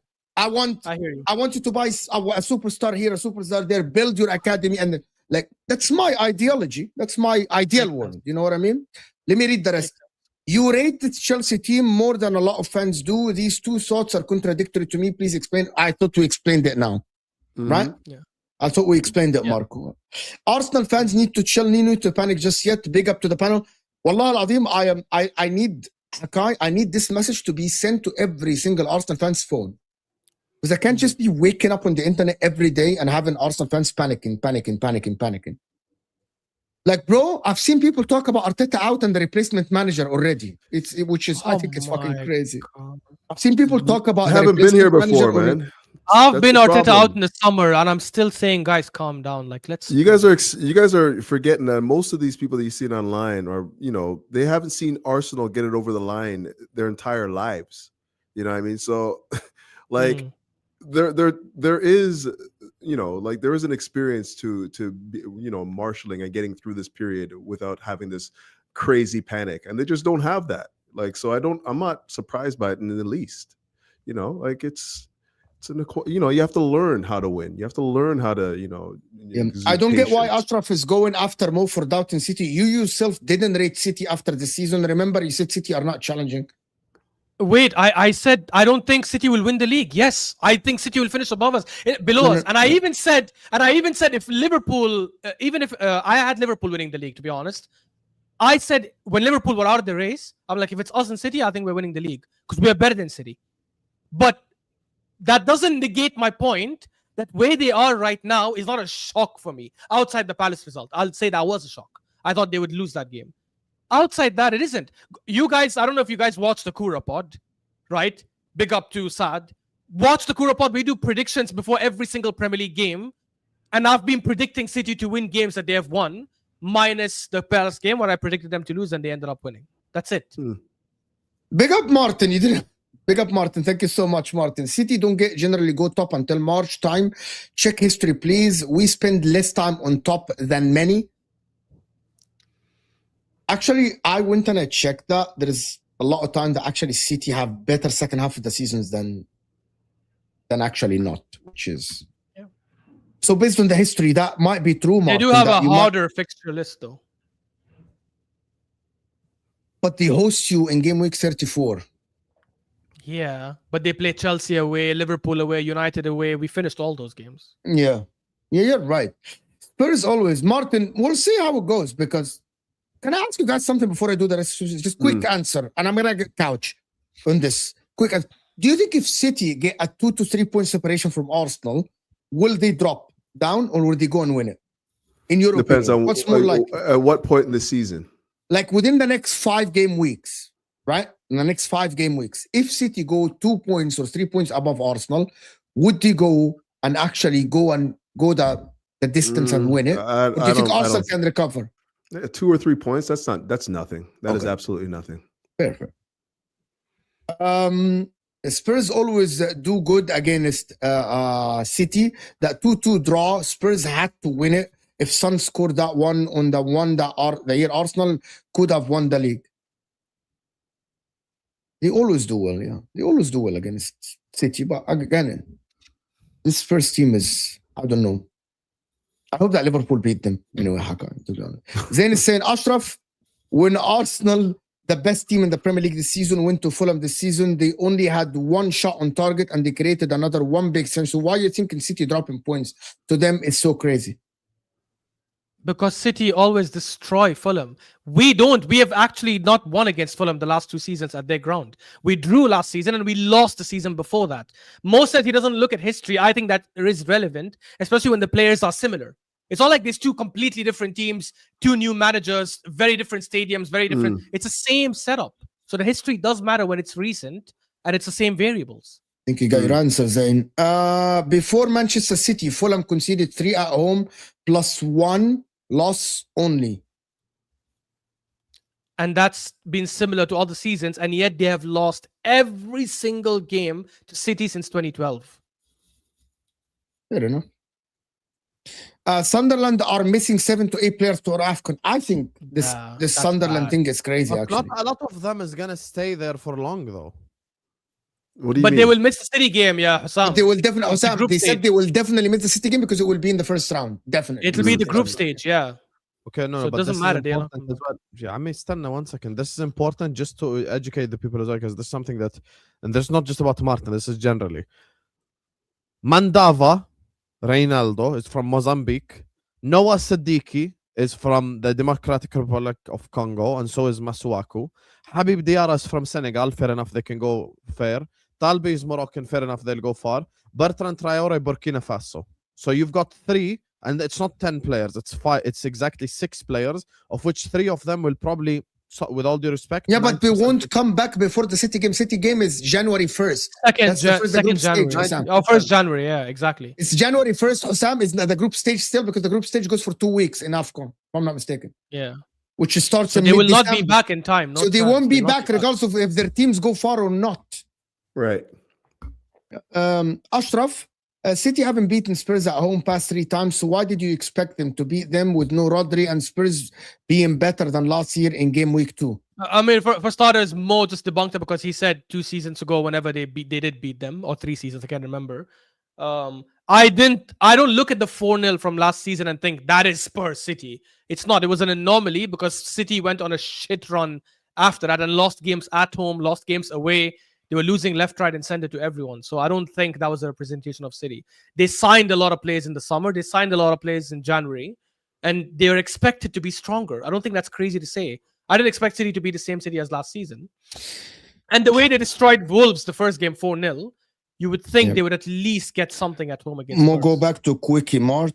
You are a Chelsea fan, of course. You got upset by what I said. 100%. Quickie Mart. What is it? I don't know what a Quickie Mart is. It's The Simpsons, I don't know, man. bro. I don't know why you're so sensitive. I don't know what is wrong with what I said, but fine. Ashraf, okay, do you know what, bro? I bet you sit down in your living room and you cuss the board and you cuss the owners and you say they aren't doing well and you absolutely cuss the model and you want experienced players and you want them to back Maresca and you want them to sign experience and a good forward and a good winger and you don't like Garnacho and you don't like Gittins. I bet you do the same shit, right? But when Mo say it, like it's fucking Mo shit. Have some shame and decorum. Ashraf, at the start of October international break, when Arsenal put the fries in the bag, man. Zayn with the super chats. I like that. Go ahead, sorry, Mo. Ahead when you said that Arsenal will go clear by almost 3 points by November international break on Husam's channel, same as Mo. Wait, thank you. I was right. We went 7 points clear of City. That did happen. We went 7 clear of City, 6 clear of Chelsea, and 10 or 9 something clear of Liverpool. And I said, do gotcha moments properly. Exactly. We did go 7 points, and I even said, thank God we had the 7 points, because now that we went through a rough patch, and then they fumbled the 7 points to 2 points. No, but wait. That depends on how you look at it. This is gonna be very corny, but it's like a glass half full, half empty. If you look at it as half empty, you will say, damn, you could have been 10 points clear. If you look at it half full, you can say, thank God you had the 7 points because it helped you when you went through a rough patch. Now you can pick it up again. So it depends how you see it. So they won the league by 7 points in November, guys. This is what. And I still think if we beat Chelsea that game. Can we talk about Chelsea? If we did this, Dennis, can we talk about Chelsea a little bit and Maresca going against the board and where the Chelsea mighty Chelsea? You ready to talk about the mighty Chelsea? Playing Cardiff. What about justice for Slot, man? We're not going to get into justice. What do you mean? What do you mean justice for Slot? What do you want to talk about? He's been vindicated for his actions, man. He's been vindicated for his actions. Okay, guys, go ahead. Talk your justice talk. For Slot or Chelsea? Which one? Go ahead, Dennis. Go ahead, Dennis. Like you want to say justice for Slot? Go ahead. You got Husam here. You're not gonna get one of the biggest content creators of Liverpool every day. So just gotta say justice for my man Arnie Slot, man. Big up, man. Man said, yo, we can't play this style of football where Mo Salah is just a passenger on the pitch, not scoring goals, not providing any defensive work rate. We're gonna have to drop this guy, put Szoboszlai on the right because I know Szoboszlai will at least give us something in the front line to press and win the ball back effectively. And what's happened now? They dropped Mo Salah, they're winning games again. Am I wrong? Is anyone here in dispute here? Like it's factual. Husam, is this? Are you happy now? Are you feeling good about the football again, or is it you still want? Is it still Mo Salah FC? What's going on here? Where are we? 2 straight wins, man. Convincingly, I'd say 2. Slot in, right? How much did Salah play against Brighton? I don't know. Did he play? Oh, he came out at half. Right? No. He came up at 20 something minutes. Yeah. There you go. Yeah. Okay. and they, So that was the and they reason? won. So all the stupid shit you just said. So No, but so but you scored before he came on. yeah, the Ekitike, game and was already wrapped. you were in cruise control. I mean, actually, Brighton were coming back a little bit, but I think you would have won the game anyways. Justice, man. Justice for Slot, man. Vindicated for his actions once again, man.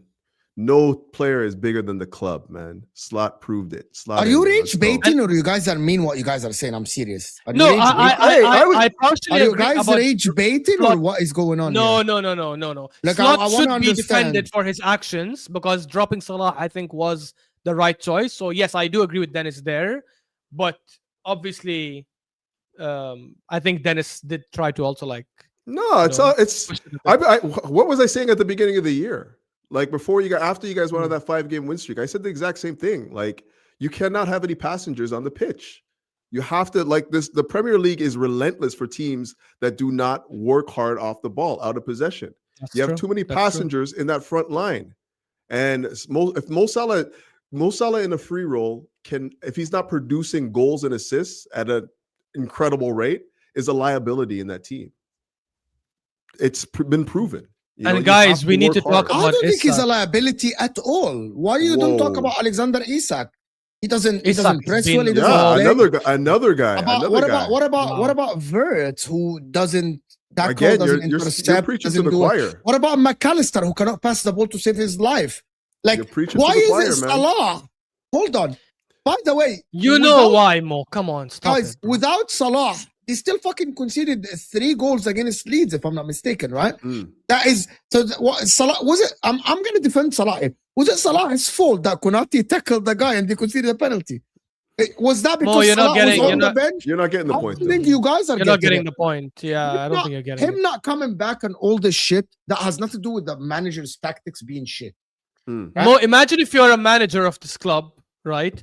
And you're conceding left, right, and center, as you just mentioned. Konate is effing up, Van Dijk is messing up, you're having problems with the way you're defending, players not tracking back, blah, blah, blah. Okay. And on top of that, you're not outscoring teams either, because unfortunately, they're scoring 2, you're not scoring enough, at least until 2-3 weeks ago. Isn't it logical then to say, okay, like one guy I have in my team that doesn't defend, let me take him out and add another midfielder that can come back and help the defense. And then you So we concede reduce the number of 3. goals. And then you concede 3 against But Leeds. that was in one game. And the But that other was- games, Hey, I'm not saying. what about Inter Milan? What about Brighton? What about the West Ham game? What about, I don't know which other game, to be honest. I think it Yeah, was and only like these 3 irrespective games. of that, it's not the fact that, like, yeah, they're And I conceding love goals or Mo whatever. Salah, by the way. The fact is, he had to try something different. He had Wirtz on the bench. He had Isak on the bench. He had all these guys that were proven to be liabilities. McAllister on the bench, and now it was Mo's turn. Not only the fact that, like, Mo is going to AFCON, not only the fact that Mo is going to AFCON and they have to learn how to play without him anyways. There's like I just don't understand why everyone was like up in arms because he decided to drop him. Like, he hasn't done anything to warrant his position right now. Am I right or am I wrong? No, he did. He did. Oh, he did. When? What do you do? I'm gonna What tell do you you do? something. If Liverpool are doing bad, what is more likely to happen? Okay, so the guy's going through a rough patch with the whole team going through a rough patch. Let me finish this point. It's very important. Sure. Me and Husam spoke about this yesterday. So someone who had 47 goals has been very consistent throughout the years for Liverpool Football Club, but the whole team is doing bad. What is more likely to happen? Salah to go back to 50% of his best, or someone like Wirtz to click, or someone like Isak to click, or like, what is more likely? Definitely. Why is it only this or that?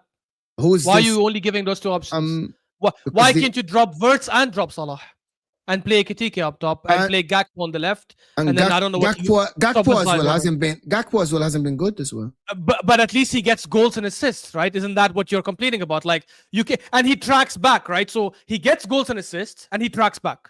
Versus Mo, who I think is a legend of the game, who's not been getting as many goals and assists. I don't think he's got as much as Gakpo, and he doesn't track back.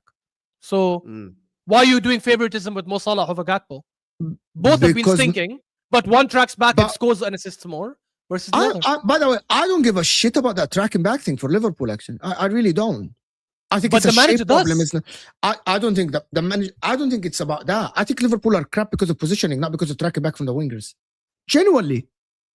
Because they were winning games last season without tracking back, right? Without the tracking So guys, back welcome thing. to the agenda show. This is the real agenda thing. It's what you guys are doing. One second, Dennis. One second, Dennis. One real second. quick, I just have to rebut what he said, and then you can come in. Okay. So how many players in that team last year are no longer at the squad and now have moved on to other things? And how many players have they brought into that front line since two players. Exactly. That's big, right? Trent, who Massive, you all right? shat on defensively, and Darwin 2 players. Nunes down. Now, by the way, Darwin Nunes didn't play. He played 800 minutes in the whole 38 games. Yeah. I checked it. Okay, so anyway, guys, when you welcome to the agenda. Oh wow, Mo just debunked Darwin Nunes. Where Dennis Dennis just sat here and made a dumb point when Salah played. I didn't interrupt you. Can I speak? I'm just saying justice, man. Okay. When Salah played like 80 minutes against Brighton, but he doesn't even know that because he doesn't watch football. It's normal, Chelsea fans. Anyway, so Salah played 80 minutes in that game, created the most chances on the pitch, got the assist. Ashraf, get your facts right. Salah and Gakpo have just as many GA as each other, 7 GA each. Gakpo is considerably worse. Fair, I take that back, but because Gakpo is not a club legend. Because Gakpo is not a club legend, and Gakpo can't create a moment out of nothing. And because Gakpo is significantly worse, and because Gakpo should not be washed at 25. If Salah is washed at 35, fair enough. Gakpo is washed at 25. If we did the same exact defensive change by playing Szoboszlai left wing instead of Szoboszlai right wing and playing Salah on the right, the same exact thing would have happened. Also, this whole unbeaten in 5 is just part of a narrative that people are trying to basically scapegoat Mo, which has been proven because, as always, every time I say something, I get gaslit.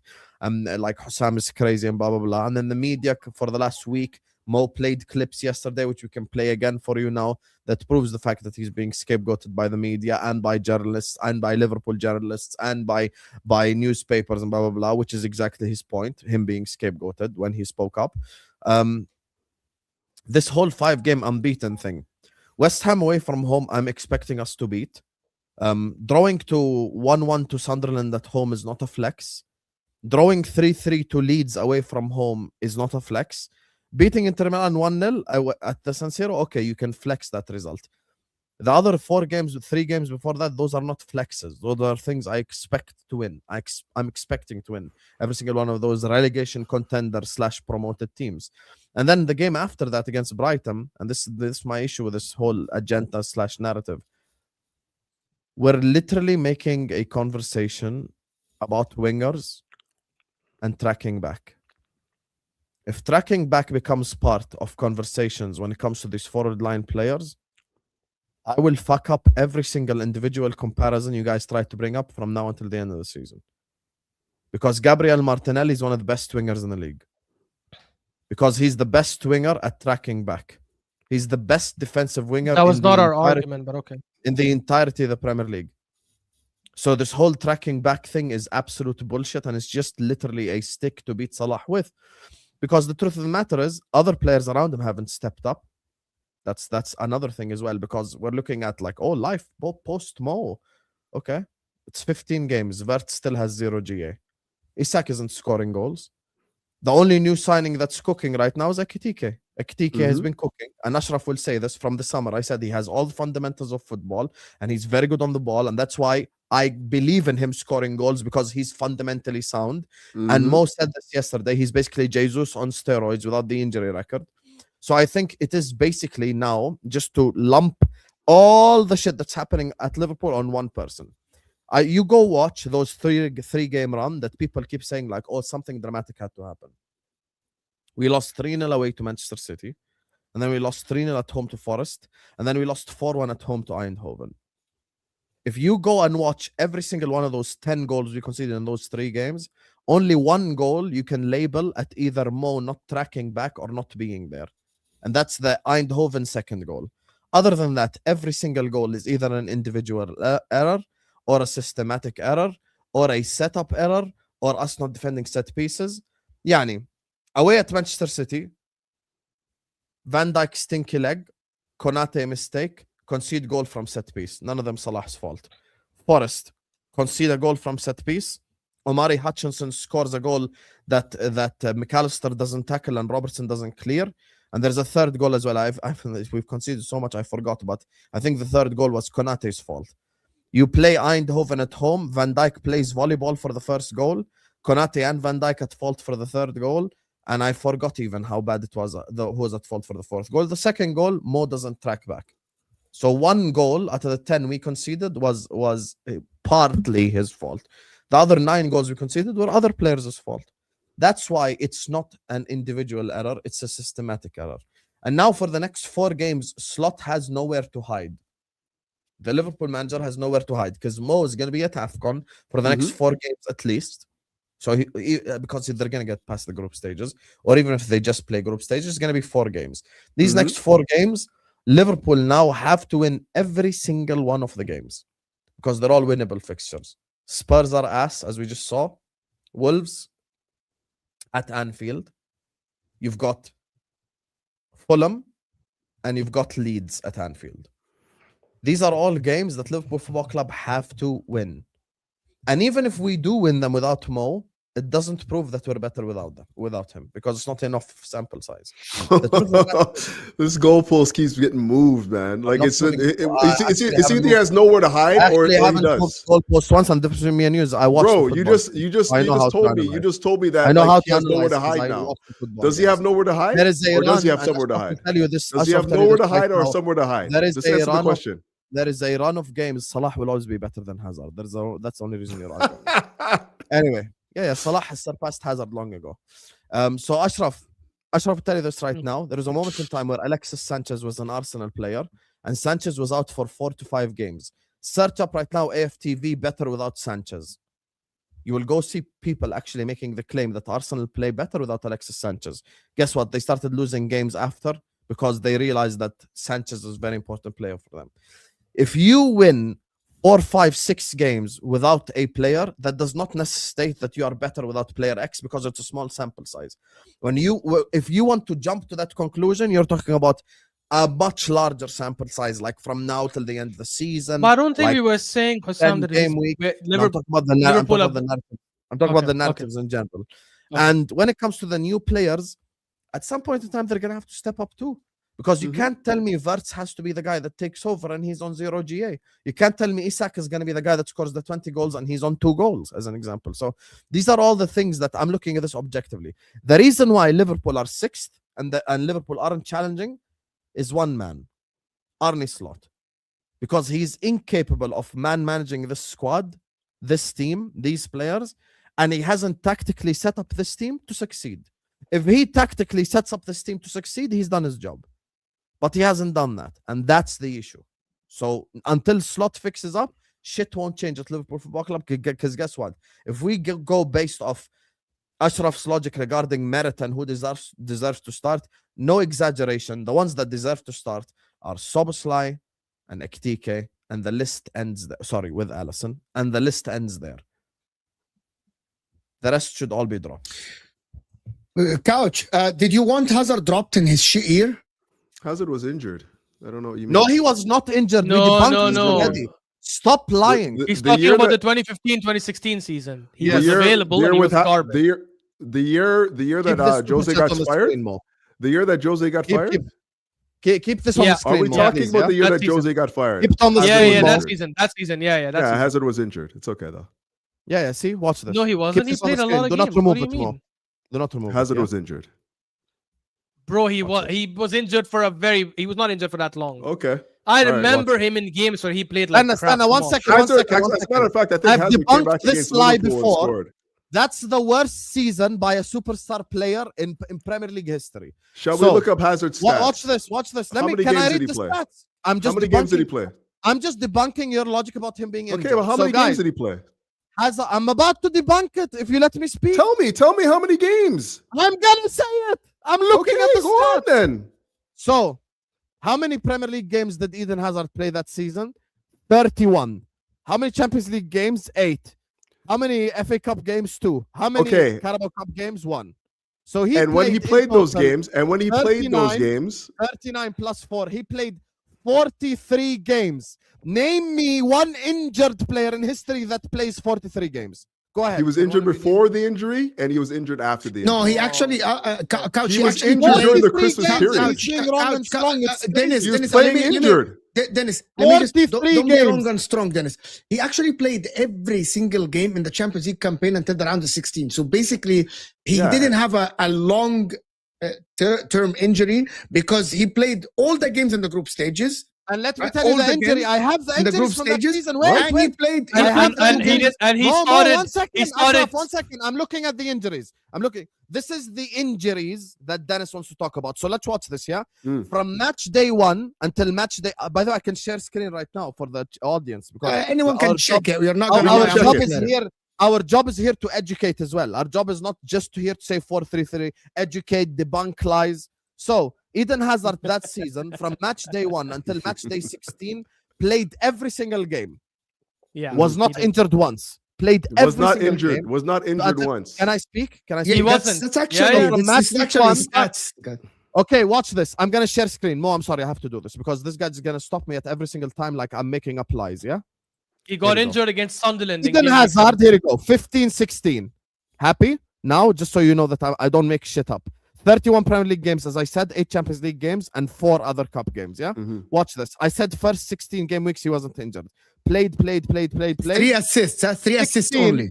16 match weeks. and 0 Minor goals. knock in match week 17. And then he played. the Oh next no! game, Wait! he had- Before you go down, before you go Hold down, on, Ashraf, before you go down, Let No, no, Ashraf talk. before I you know go down. exactly what Ashraf is going to say. go up. Look at the first 16 games. Look at the first 16 games. 90 90 minutes minutes in almost every game. So it's not like he Yeah. even came off the bench or No, did no. stuff. Watch 90 what minutes. gets where. So this is Dennis's injured excuse. Match Stop, week stop, 21, 22, and stop, match stop. week 17, he Stop, had a minor stop. knock. Sam, And the injured part is this one. He had a hip injury for 4 game weeks. You know the funny thing. I'm gonna let you guys continue. I'm gonna let you guys go on. I'm gonna let you guys go on because even irrespective. Guys, stop. Check the 2 games before he got injured in the first 16 games. Check the 2 games. So they lost the 2 games. He played 90 minutes. He had a minor knock. He won 3-1. I bet no one said that Hazard was the Hazard problem, was man. playing the entire series, entire season injured. The entire season. The entire season he was injured, and he played through the injuries. And he played through the injuries. You can go back and ask anyone that watched Chelsea that year. They'll tell you that Hazard was playing. There is no the such entire thing as ask season. anyone when it comes to injuries. He played 90 minutes. You ask Hazard himself, he'll tell you that. He'll tell you that. He Yeah, when the stats are that bad, season yes. injured. He played the entire season injured and played through it until he could not do it anymore. That's what happened that season. Right? So whether or not you guys want to accept what he has to say, that's what it was going on. That's what he said. But do you guys Okay. know that we heard this I about rest Enzo my Fernandez. case. We heard this about a lot You of players actually. You got destroyed. Don't even try. Destroyed by stats. But when the man's telling you that he actually played the entire season injured, you're saying that he Injuries wasn't are injured. factually stats. Okay. So injuries are factually stats. So can you play with an injury? Can you play with an injury? You cannot Can you play with an 31 injury? You can, I'm gonna yes. answer your question. Okay, so I'm then gonna how is that a fact? I'm gonna answer your question. You cannot play 31 Premier League games with an injury. You Why cannot not? Play Why I'll not? tell you why not. I tell you Why why not? not. You cannot play by definition using sound logic. Using sound logic and reasoning, which you're lacking in this conversation, just because you're emotionally attached to Eden Hazard. No football player can play Emotionally 43 attached to games. it. No player can play 43 games in a season with an injury. It is physically and categorically impossible because his career would have been ended had he done that. There wasn't too long after that it was. Okay, no problem. wasn't. Dennis. Guys, Yeah. Irrespective of that, this guy's telling me that you can't play the whole season injured. Only reason why This Mo guy is playing cannot- bad right now is because he's injured. Yeah, has he said that? Has he said and that? He's playing with an injury. Has he He's come out playing and with said an that? injury right now. Has he come out and said that? Prove it. Has he come out and said that? But he's playing with an Has injury. Mo come out and said that he's injured? He's playing with an injury. He's playing with Has an Mo come out and said he's injured? injury. Sorry, it's just If using you my ask opinion. Eden Hazard about that Using the my 2015-2016 I don't give season, a he'll fuck tell what you Hazard- he played the entire season injured. He'll tell you what that. Hazard says. Okay, I don't all care right, what Hazard says. all right. Because it's physically impossible.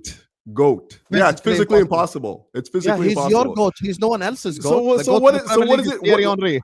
Bro, Thierry Henry there's nothing is, you can say. Thierry Henry There's and nothing Hazard you can are say in the about same Hazard that's gonna don't even lead me speak to on the believe same that table. that Salah was better than him. There's They don't no, even- Henry- there's Henry- no, I'm not- there's I didn't nothing bring- I you didn't can bring tell up me about Salah. him. I didn't There bring is up Salah. absolutely nothing you can say that would make me think that You Eden said Hazard GOAT. is less than You said Salah. GOAT, Right? not me. He is the GOAT. Yeah, I don't think Salah's the GOAT. I think Henry is the GOAT, but you can't Well, argue there you that. go. There you go. You're gonna claim that Hazard's better than Thierry Henry? Go ahead. Claim We're it. not talking about Thierry Henry. Oh, we're not talking about. You said GOAT. I'm talking He about said Hazard. GOAT. He's my GOAT. What do you want me to tell you? Oh, he just changed it. He's my GOAT now. He's Okay. my GOAT. No one cares about your GOAT then. That's a subjective thing. Okay, so nobody The cares way about your it's GOAT. wrote Then. this, That's a subjective thing. The What are way you from talking Sam, about? What are My you GOAT talking is about? different. What are My you GOAT talking is about? different. Oh yeah, your What- GOAT is different because it's not. No, subjective. I'm not. It's not no, subjective. yeah. Your When GOAT I is different say because it's that, not different. no. When I say You're the word a my waffler, GOAT, bro. You when I waffle, say- bro. When I say you, The man you just repeat- the man's talking about like, repeat oh yeah, your waffling, you that's know your what? waffling. You know what? You're mad Slot has 4 because I games. debunked your Slot has football 4 point. games to prove that like he has 4 games to prove that it's not his fault. But then after, these games don't matter because it's 4 games. These games don't matter. These games don't matter because they're supposed to win those games. You're a waffler, bro. You're a waffler.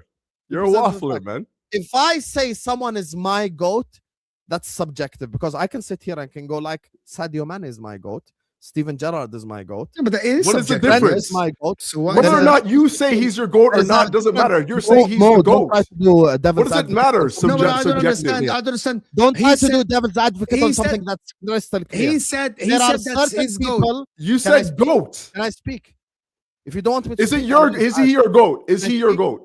Is he your There GOAT? is a difference between saying my GOAT and players who are in the conversation. There is difference in this debate. What do if you I mean go like, players that are in Luka the conversation? Doncic That's is my still GOAT. subjective. That Luka is still Doncic is my- subjective. Okay, go ahead. When you finish, tell me. Is that still subjective or no? I'm not gonna respond. You finish. Okay, first so and then you can't respond because you you just said finish like your and then I'll speak. your GOAT. Your Just GOAT is Thierry Henry. Is that not subjective for you? Okay, Are you done? my Can I GOAT is speak? Eden Hazard. Is that subjective for me? Yes. Okay. Okay. Are you done now? No, we're not done. Okay, let me speak then, because I didn't Okay, go interrupt ahead. you. Thank you. So there is subjectivity when it comes to this conversation, and there is objectivity when it comes to this conversation. No shit. Even something that is. It took him 2 seconds to interrupt me. He's listening to respond because his head's. I gone just about told 40 you exactly that. And then 43 you're going off games on some played. like on you're going off 43 on games some played with an injury. you're going Anyway, off on some Yeah, so 43 what, games you played never with an injury. Anyway, you back don't- to the topic. There is We'll go back to the topic. even opinions that are subjective have an element of objectivity to them. Mm. If I sit here and go like the GOAT of the Premier League is Sadio Mane, that's crazy. Because Sadio Mane is not even in the conversation. If I go like the Premier League GOAT is Trent Alexander-Arnold, that's crazy because he's not even in the conversation. There are players that you could have a subjective opinion on and an objective based off objective reality. When I look at certain players, like if Dennis, I'm going to use the Chelsea player. If Dennis said, John Terry is my Premier League GOAT, Ashley Cole is my Premier League GOAT, Frank Lampard is my Premier League GOAT, no one would laugh at it. No one would say you're crazy. Why? Because despite it's still a subjective opinion, there's an element of objectivity to it. Because you're talking about player, like a player who's like in that room, in that conversation. So when we're talking about John Terry, Frank Lampard, Ashley Cole, Thierry Henry, Cristiano Ronaldo, you're talking about the GOATs of the Premier League. There is a pool of players, meaning I'm going to switch sports just to kind of clarify my point. So when we're talking about the NBA, some people will say LeBron's my GOAT, Michael Jordan's my GOAT, Kobe's my GOAT, Kareem is my GOAT. There are 4 to 5 players who belong in that conversation. Someone might even come and say Steph is my GOAT because he changed the whole sport. These are objective reality conversations despite them being subjective opinion. But if someone comes here and goes like Karl Malone is my GOAT, that's crazy, and it's not a subjective opinion because it's not based on objective reality. Okay, so And let me that's the just point. rebut what you just said now, real clear. I think and simple. Husam cooked that. For- I'm not gonna lie, bro. First and foremost, when we define the best player of an era, what do we define them as? It's usually somebody that's won trophies, right? Won trophies, won titles, has been considered the best player in his position, Yes. has won player of the year, all this stuff, right? How many times did Hazard win player of the year? Once. I don't know. Twice. And then he also won the young player of the year as well. 20, Once. He only won it once. There's only He won it Dennis, twice. it doesn't matter. Once. He no, won he it didn't. He won it once in 2015. 2017 it was won by Conte. It's not the Conte. point. He won. Like Yeah. his point. I think I understand his point. Is like we need to. He won include Young players that Player of won the Year. Player of the Year. Yes. He won Young Player of the Year, and he won the Premier League Player of the Yes, Season, yes. right? Yes. He was in the team of the year. How many countless Plenty years, of right? times. Plenty of Okay, times. So Yes. there you go. So then, if that's the measure for greatness, then there's nothing wrong with me calling him the GOAT. There's absolutely nothing wrong with that. There's absolutely. I nothing think wrong that with that. I think there is. Like the reality is I don't think there's a single year outside of 2015 where you could say Hazard was without a doubt the best player in the Premier He was League. the best player in the league. 2017, the 2017 season. 16-17, he was. I think He was No, better than no. Riyad Mahrez in the No. same Conte? position. 2016, wasn't better 2017 than season. Mahrez. the Oh, second year. okay, Guys, okay. the 16-17 when Antonio Conte won the league. But the funny thing is Conte is the one who won Player of the Year. So Yeah, that's Conte was my point. incredible. Fair enough. My point is you cannot say clear. Whereas Henry, when he was in the league, there were 3-4 years where he was clear the I'm best not player. even talking about Thierry Henry. I agree with you. I fair, think Thierry fair. Henry is one of the most fantastic players ever to grace the pitch in general. Like he's one of my favorite players You of all went time. mad for no reason. Of all time. The Of all word time. my GOAT is different to the players that are in the conversation. My GOAT is Steven Gerrard. Is he in the Premier League GOAT conversation? No. You get the Why point wouldn't he be? now? Why Yeah, wouldn't he be? I get the point. Why wouldn't he be? Ashraf, I don't you Okay, I'm understand. gonna tell you, Dennis, what I it is. don't, I don't If you even- get- I'm not if you get- saying Dennis, that you Dennis, can't Dennis, rate. One I'm gonna second, tell you, bro, I'm gonna because tell this is important. Dennis, I'm not I'm gonna saying tell you. you can't rate Eden Hazard. I'm not saying We Dennis always, can't say we always, my GOAT is Eden Hazard. we, You can we say always. that. I'm saying he's not on the table when it comes to the objective. Dennis, if we get 10 people, if we get random 10 people and tell them give us, or we get 100 people and they tell give us the GOAT in the Premier League, some people will say Henry. Some people might say Giggs. Some people might whatever. Like there are names out there. The point is Eden Hazard in the GOAT conversation of the Premier League? No, From random people, not you. From random people. I don't know. You'd have to ask them, right? We claim that Hazard isn't in the GOAT conversation of the Premier League, but the Why is claim that? is Salah. Huh? Salah is? We Yeah. claim that Salah sits Yeah, on that GOAT yeah. conversation. I think Okay. Salah I is, don't- Hazard isn't. I don't think that See, I don't think yeah. that you can make the claim that Salah is and not say that Hazard is in there as well. And I I don't think think you that's can what do that. every Chelsea fan I say, don't guys. think so. Every Chelsea I don't fan think say, so. every Chelsea fan say that if Salah is in the GOAT conversation, Hazard has to be because we think Hazard is better than Absolutely. Salah. Absolutely. by the way, Eden Hazard Every- has but then- way too but then many. You Eden ask Hazard any has way Chelsea too many fan- howlers in his resume. Way too many howlers. You ask However- any Chelsea fan what is Hazard better than Salah in, the only thing they will mention is dribbling. That's it. Nothing else. I'm going to tell you something. Hmm. I actually think the reason why, even though Chelsea fans say By the that way, Hazard is doesn't better than even Salah, back either. That's the funny part. even they that say that Hazard isn't better than Salah, Dennis, is for one reason. Most of the Premier League legends, when they say about the history of the Premier League and they say the top players, they mentioned the likes of Frank Lampard, they mentioned Thierry Henry, they mentioned Cristiano Ronaldo. I don't think they mentioned Eden Hazard in that conversation, in my opinion. They don't. I didn't see Paul Scholes and Jamie Carragher and Gary Neville sit down and say the Premier League great. They mentioned Kevin De Bruyne, for example. You know what? They mentioned Kevin De Bruyne.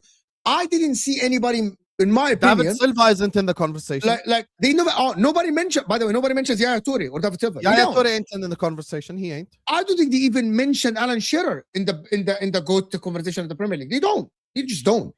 Hmm. Right? And I think that is the point. Even though you think and the Chelsea fans think that Eden Hazard is better than Salah, which is a conversation that we've had thousands of times.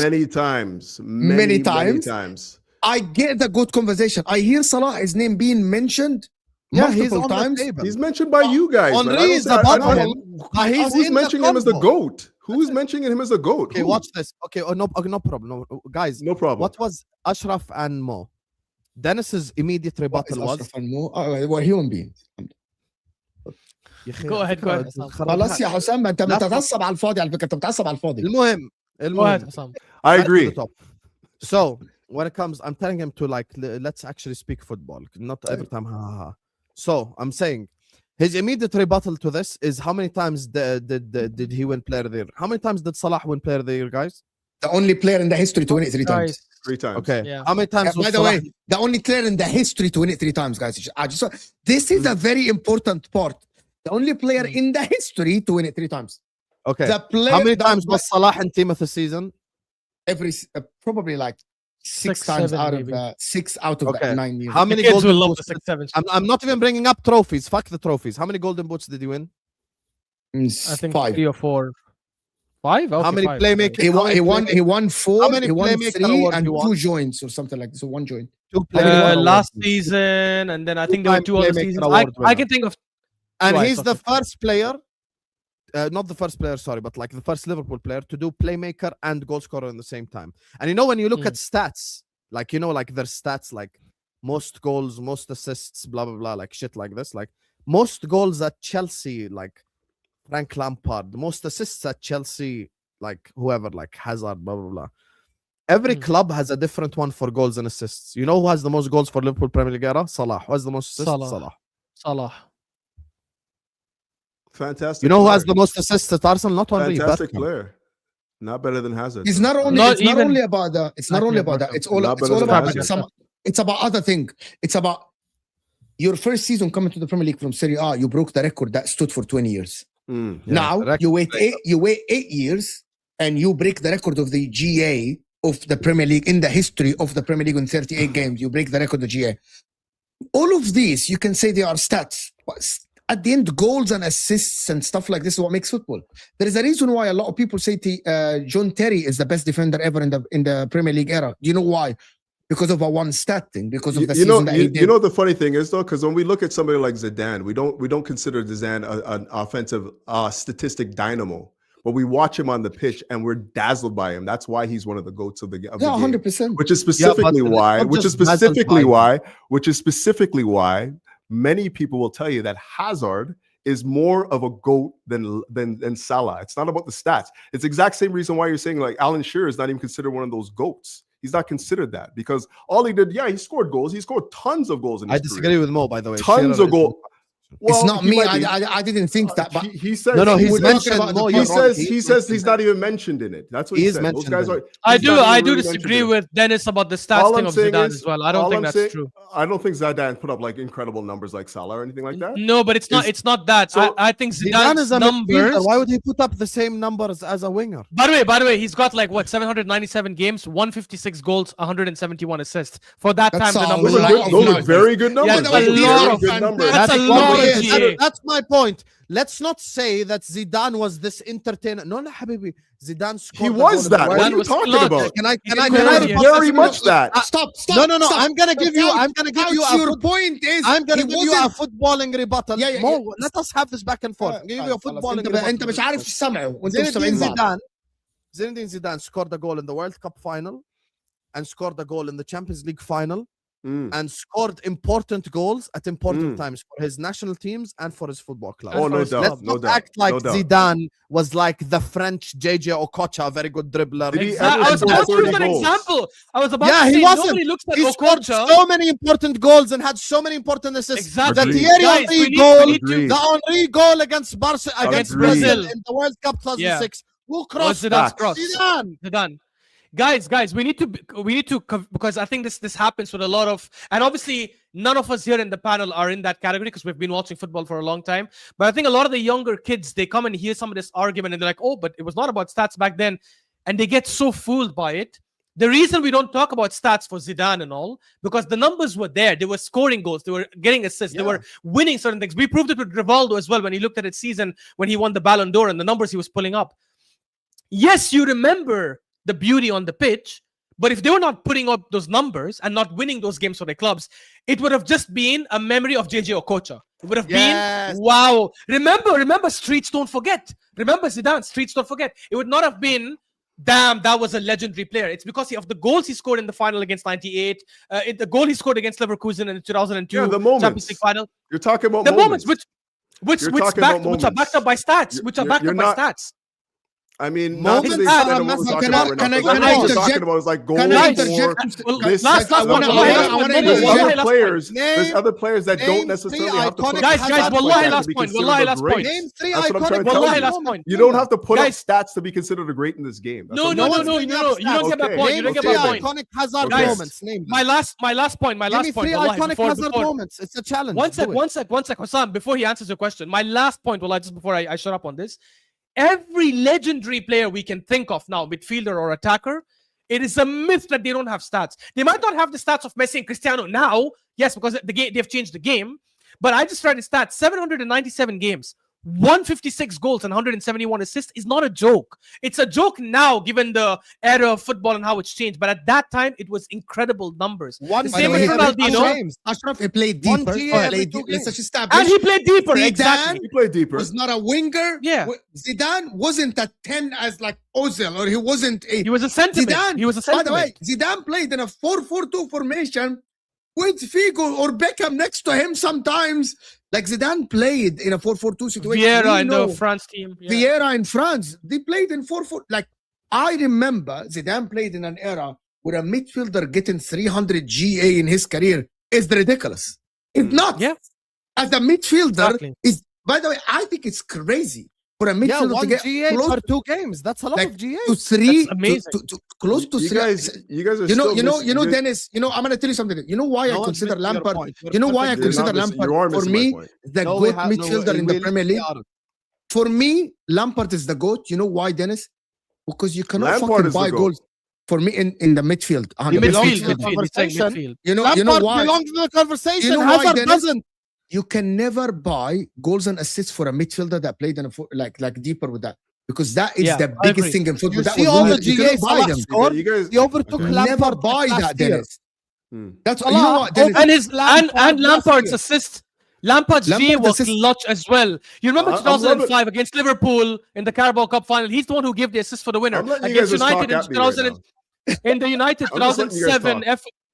FA Cup Let me final. talk He's the one who came up with the assist. Barcelona, people don't forget when Chelsea won the Champions League, everyone talks about Drogba. What about Lampard, who won the ball against Messi at the bridge and then played the long ball, I think, to Mereles, whoever who crosses to Drogba? What about the second game when Lampard played the long ball to Ramirez, who went and scored? People mentioned Scored a goal in Drogba the Champions League final against Man United, Frank Lampard. and against Man United as well. Like, his stats are not just stats. His stats are clutch stats. Ashraf, 1 second. Let me give you objectively why Hazard isn't in this debate, not opinion based. Objectively, Eden Hazard has the worst season out of any superstar player in Premier League history, where he played 43 games. He wasn't injured. Agreed, that was horrendous. The second thing is Eden Hazard has a lack of iconic moments that are remembered, because his iconic moment is a goal in a 2-2 draw at home against Tottenham Hotspur, and a goal in the third round of the Carabao Cup at Anfield against Alberto Moreno.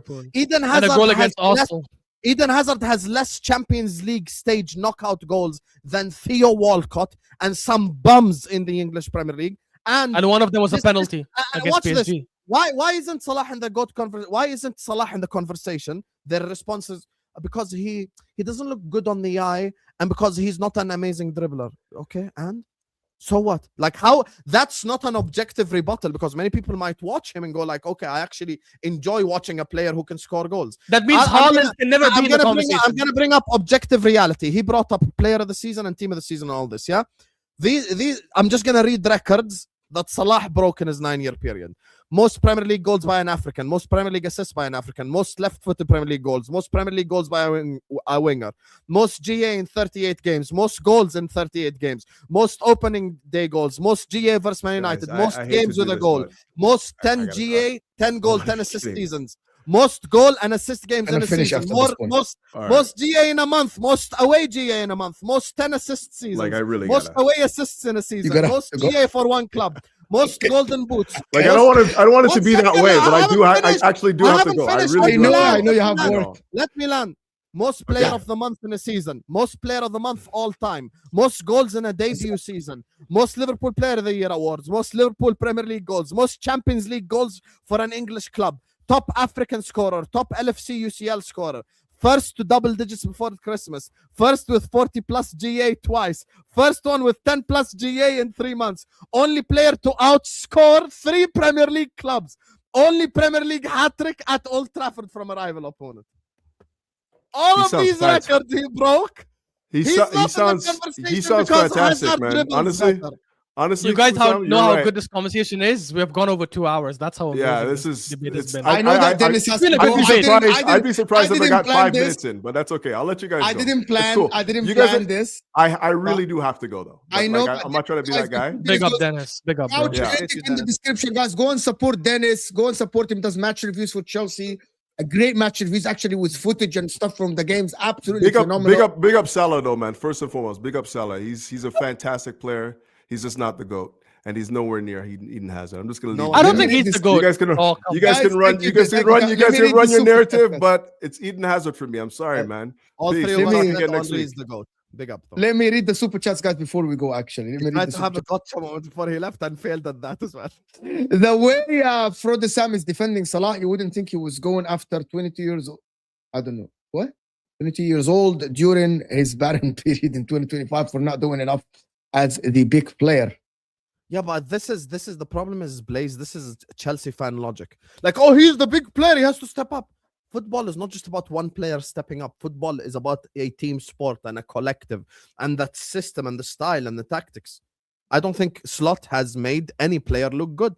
Also, Palmer wasn't in a team with other world-class players who couldn't help him, like Salah's case right now. But who cares? Now there is all this nuance again. No one is bringing up nuance. Their argument is literally, first of all, Cole Palmer has 2 open play goals since January in the English Premier League. Second of all, when you're bringing up Cole Palmer like as if that's like some guy that's the benchmark, Cole Palmer is not the benchmark. That's number 2. Number 3, Salah has nuances because Salah's 35. Because Salah's already accomplished everything in the English Premier League. So there is nuances and there is certain debates. And the number 4 is no Liverpool player looks good right now. You would have a leg to stand on if Liverpool players look good. Hakai saying, Husam, is Salah better than TT? No, I think Henry is the GOAT. Henry is better. If it was Salah, we would have shit it down. I don't know. If it was Clean Salah, the Oreo cookie crumbles from your stomach and then write another one. I don't know what that means, my friend. If it was Salah, it would have. I don't know what that means.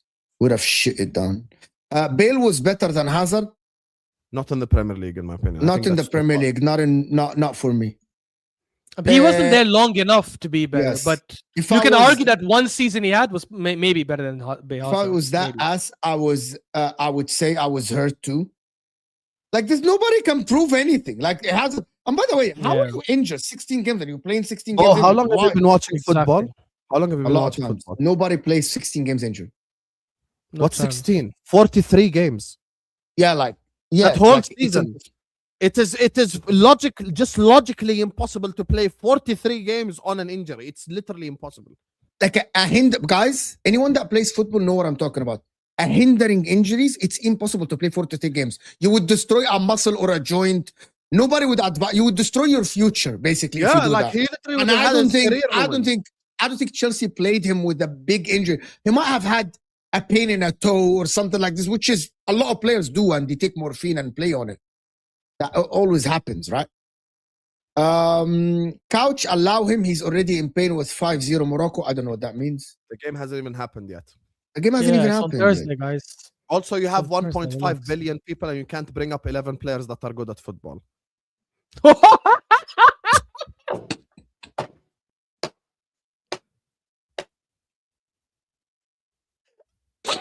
Big up Vidic. The So Premier good. League. Big That's up good. to India, China, and all these countries that are struggling to put a good football team. But big up to you guys. The same here in America. I was Jeez. having the same. I was having the same argument. 350 million people. They cannot even But at get least, a good. but at 11 least players. USA has.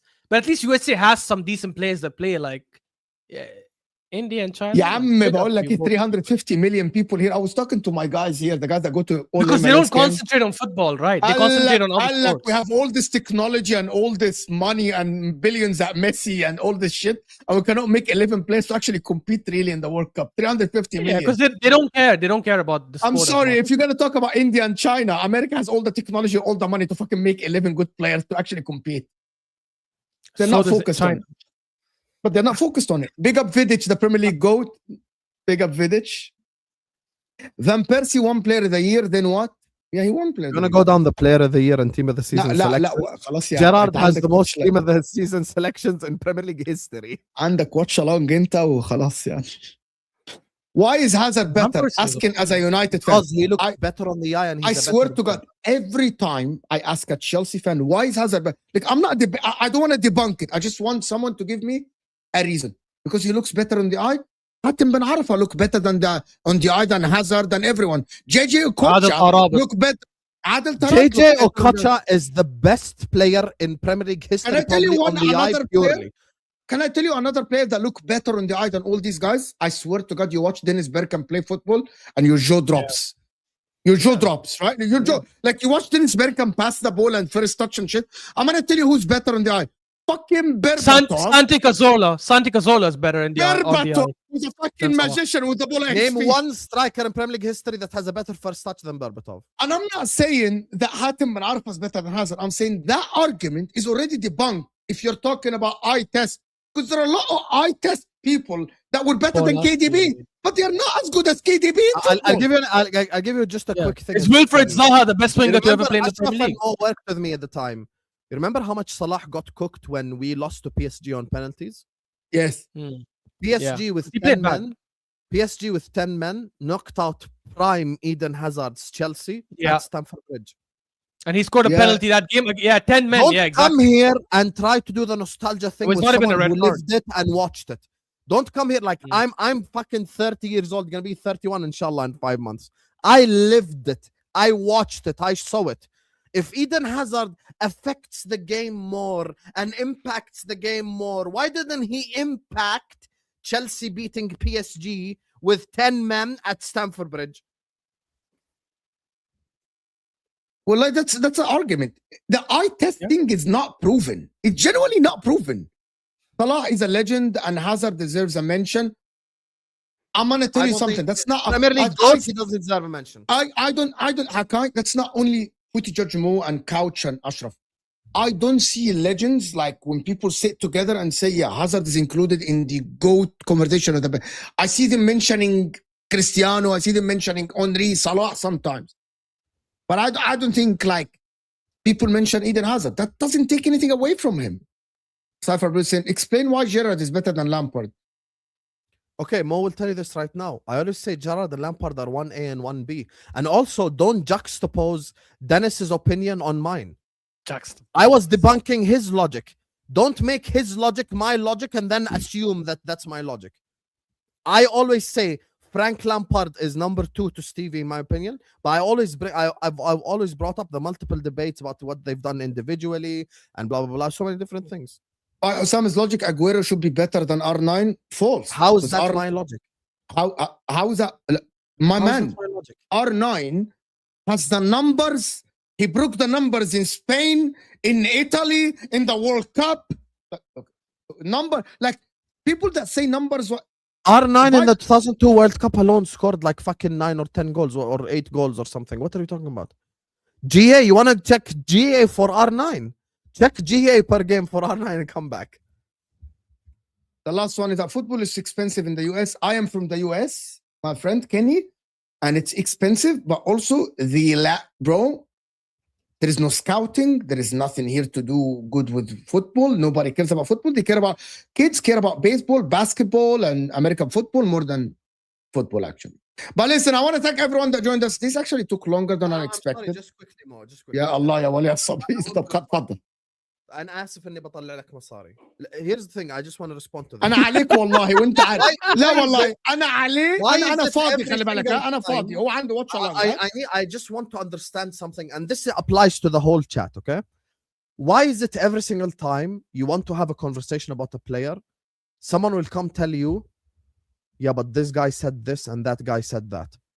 Where can you tell me your opinion? Your opinion, yeah, exactly. Because actually, footballers, believe it or not, are some of the stupidest people when it comes to these things. Because they will look at it from very basic things. They will look at it from very basic ideology, very basic thinking. Jordan Henderson was in the conversation for Player of the Year. When Kevin De Bruyne was tearing apart the Premier League every week. No one gives a fuck what other people say. Tell me your opinion and your logic. This applies to Man United fans every time you want to have a conversation about Paul Scholes. Oh my God, look at what this guy said. Okay, if they gave Xavi a microphone before he's playing Scholes in the Champions League final, what's he supposed to say? Oh, Paul Scholes is shit. Of course he's going to compliment him. He's going to say good stuff like that. Just like when Liverpool were playing Spurs in the Champions League final, they gave the mic to Klopp and gave the mic to Poch and they complimented each other. And, Salah complimented Son and Mane complimented Kane. And this is just part of build-up. 2009, 2011, Man United played Barcelona in Champions League final twice. And actually, the one final that Man United won, Paul Scholes was subbed off in the 88th minute, and they won on penalties. 99, he didn't play. 09, he played, they lost. 2011, he played, they lost. So this whole thing is just... Aguero has almost double goals than R9 in Europe. It's down to injury. I'm not going to punish R9 for availability. That's stupid. Yeah. And if you think about that, it's actually crazy. I want to thank everyone. Guess what? I think Neymar is better than Salah. I put Neymar above Mo because I'm not going to punish Neymar for availability. Obviously. That's dumb. That's dumb. If you tell me who was better, Salah at Liverpool or Neymar at PSG, I'll say Salah at Liverpool. But if you're comparing it to Neymar at Barca, I choose Neymar at Barca. Normal human thought process. Anyway.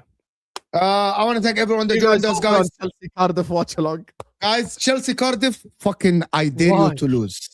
I dare you to lose. You must. Chelsea, you must win against Cardiff. And I don't want to hear about rotation. Is it home or away?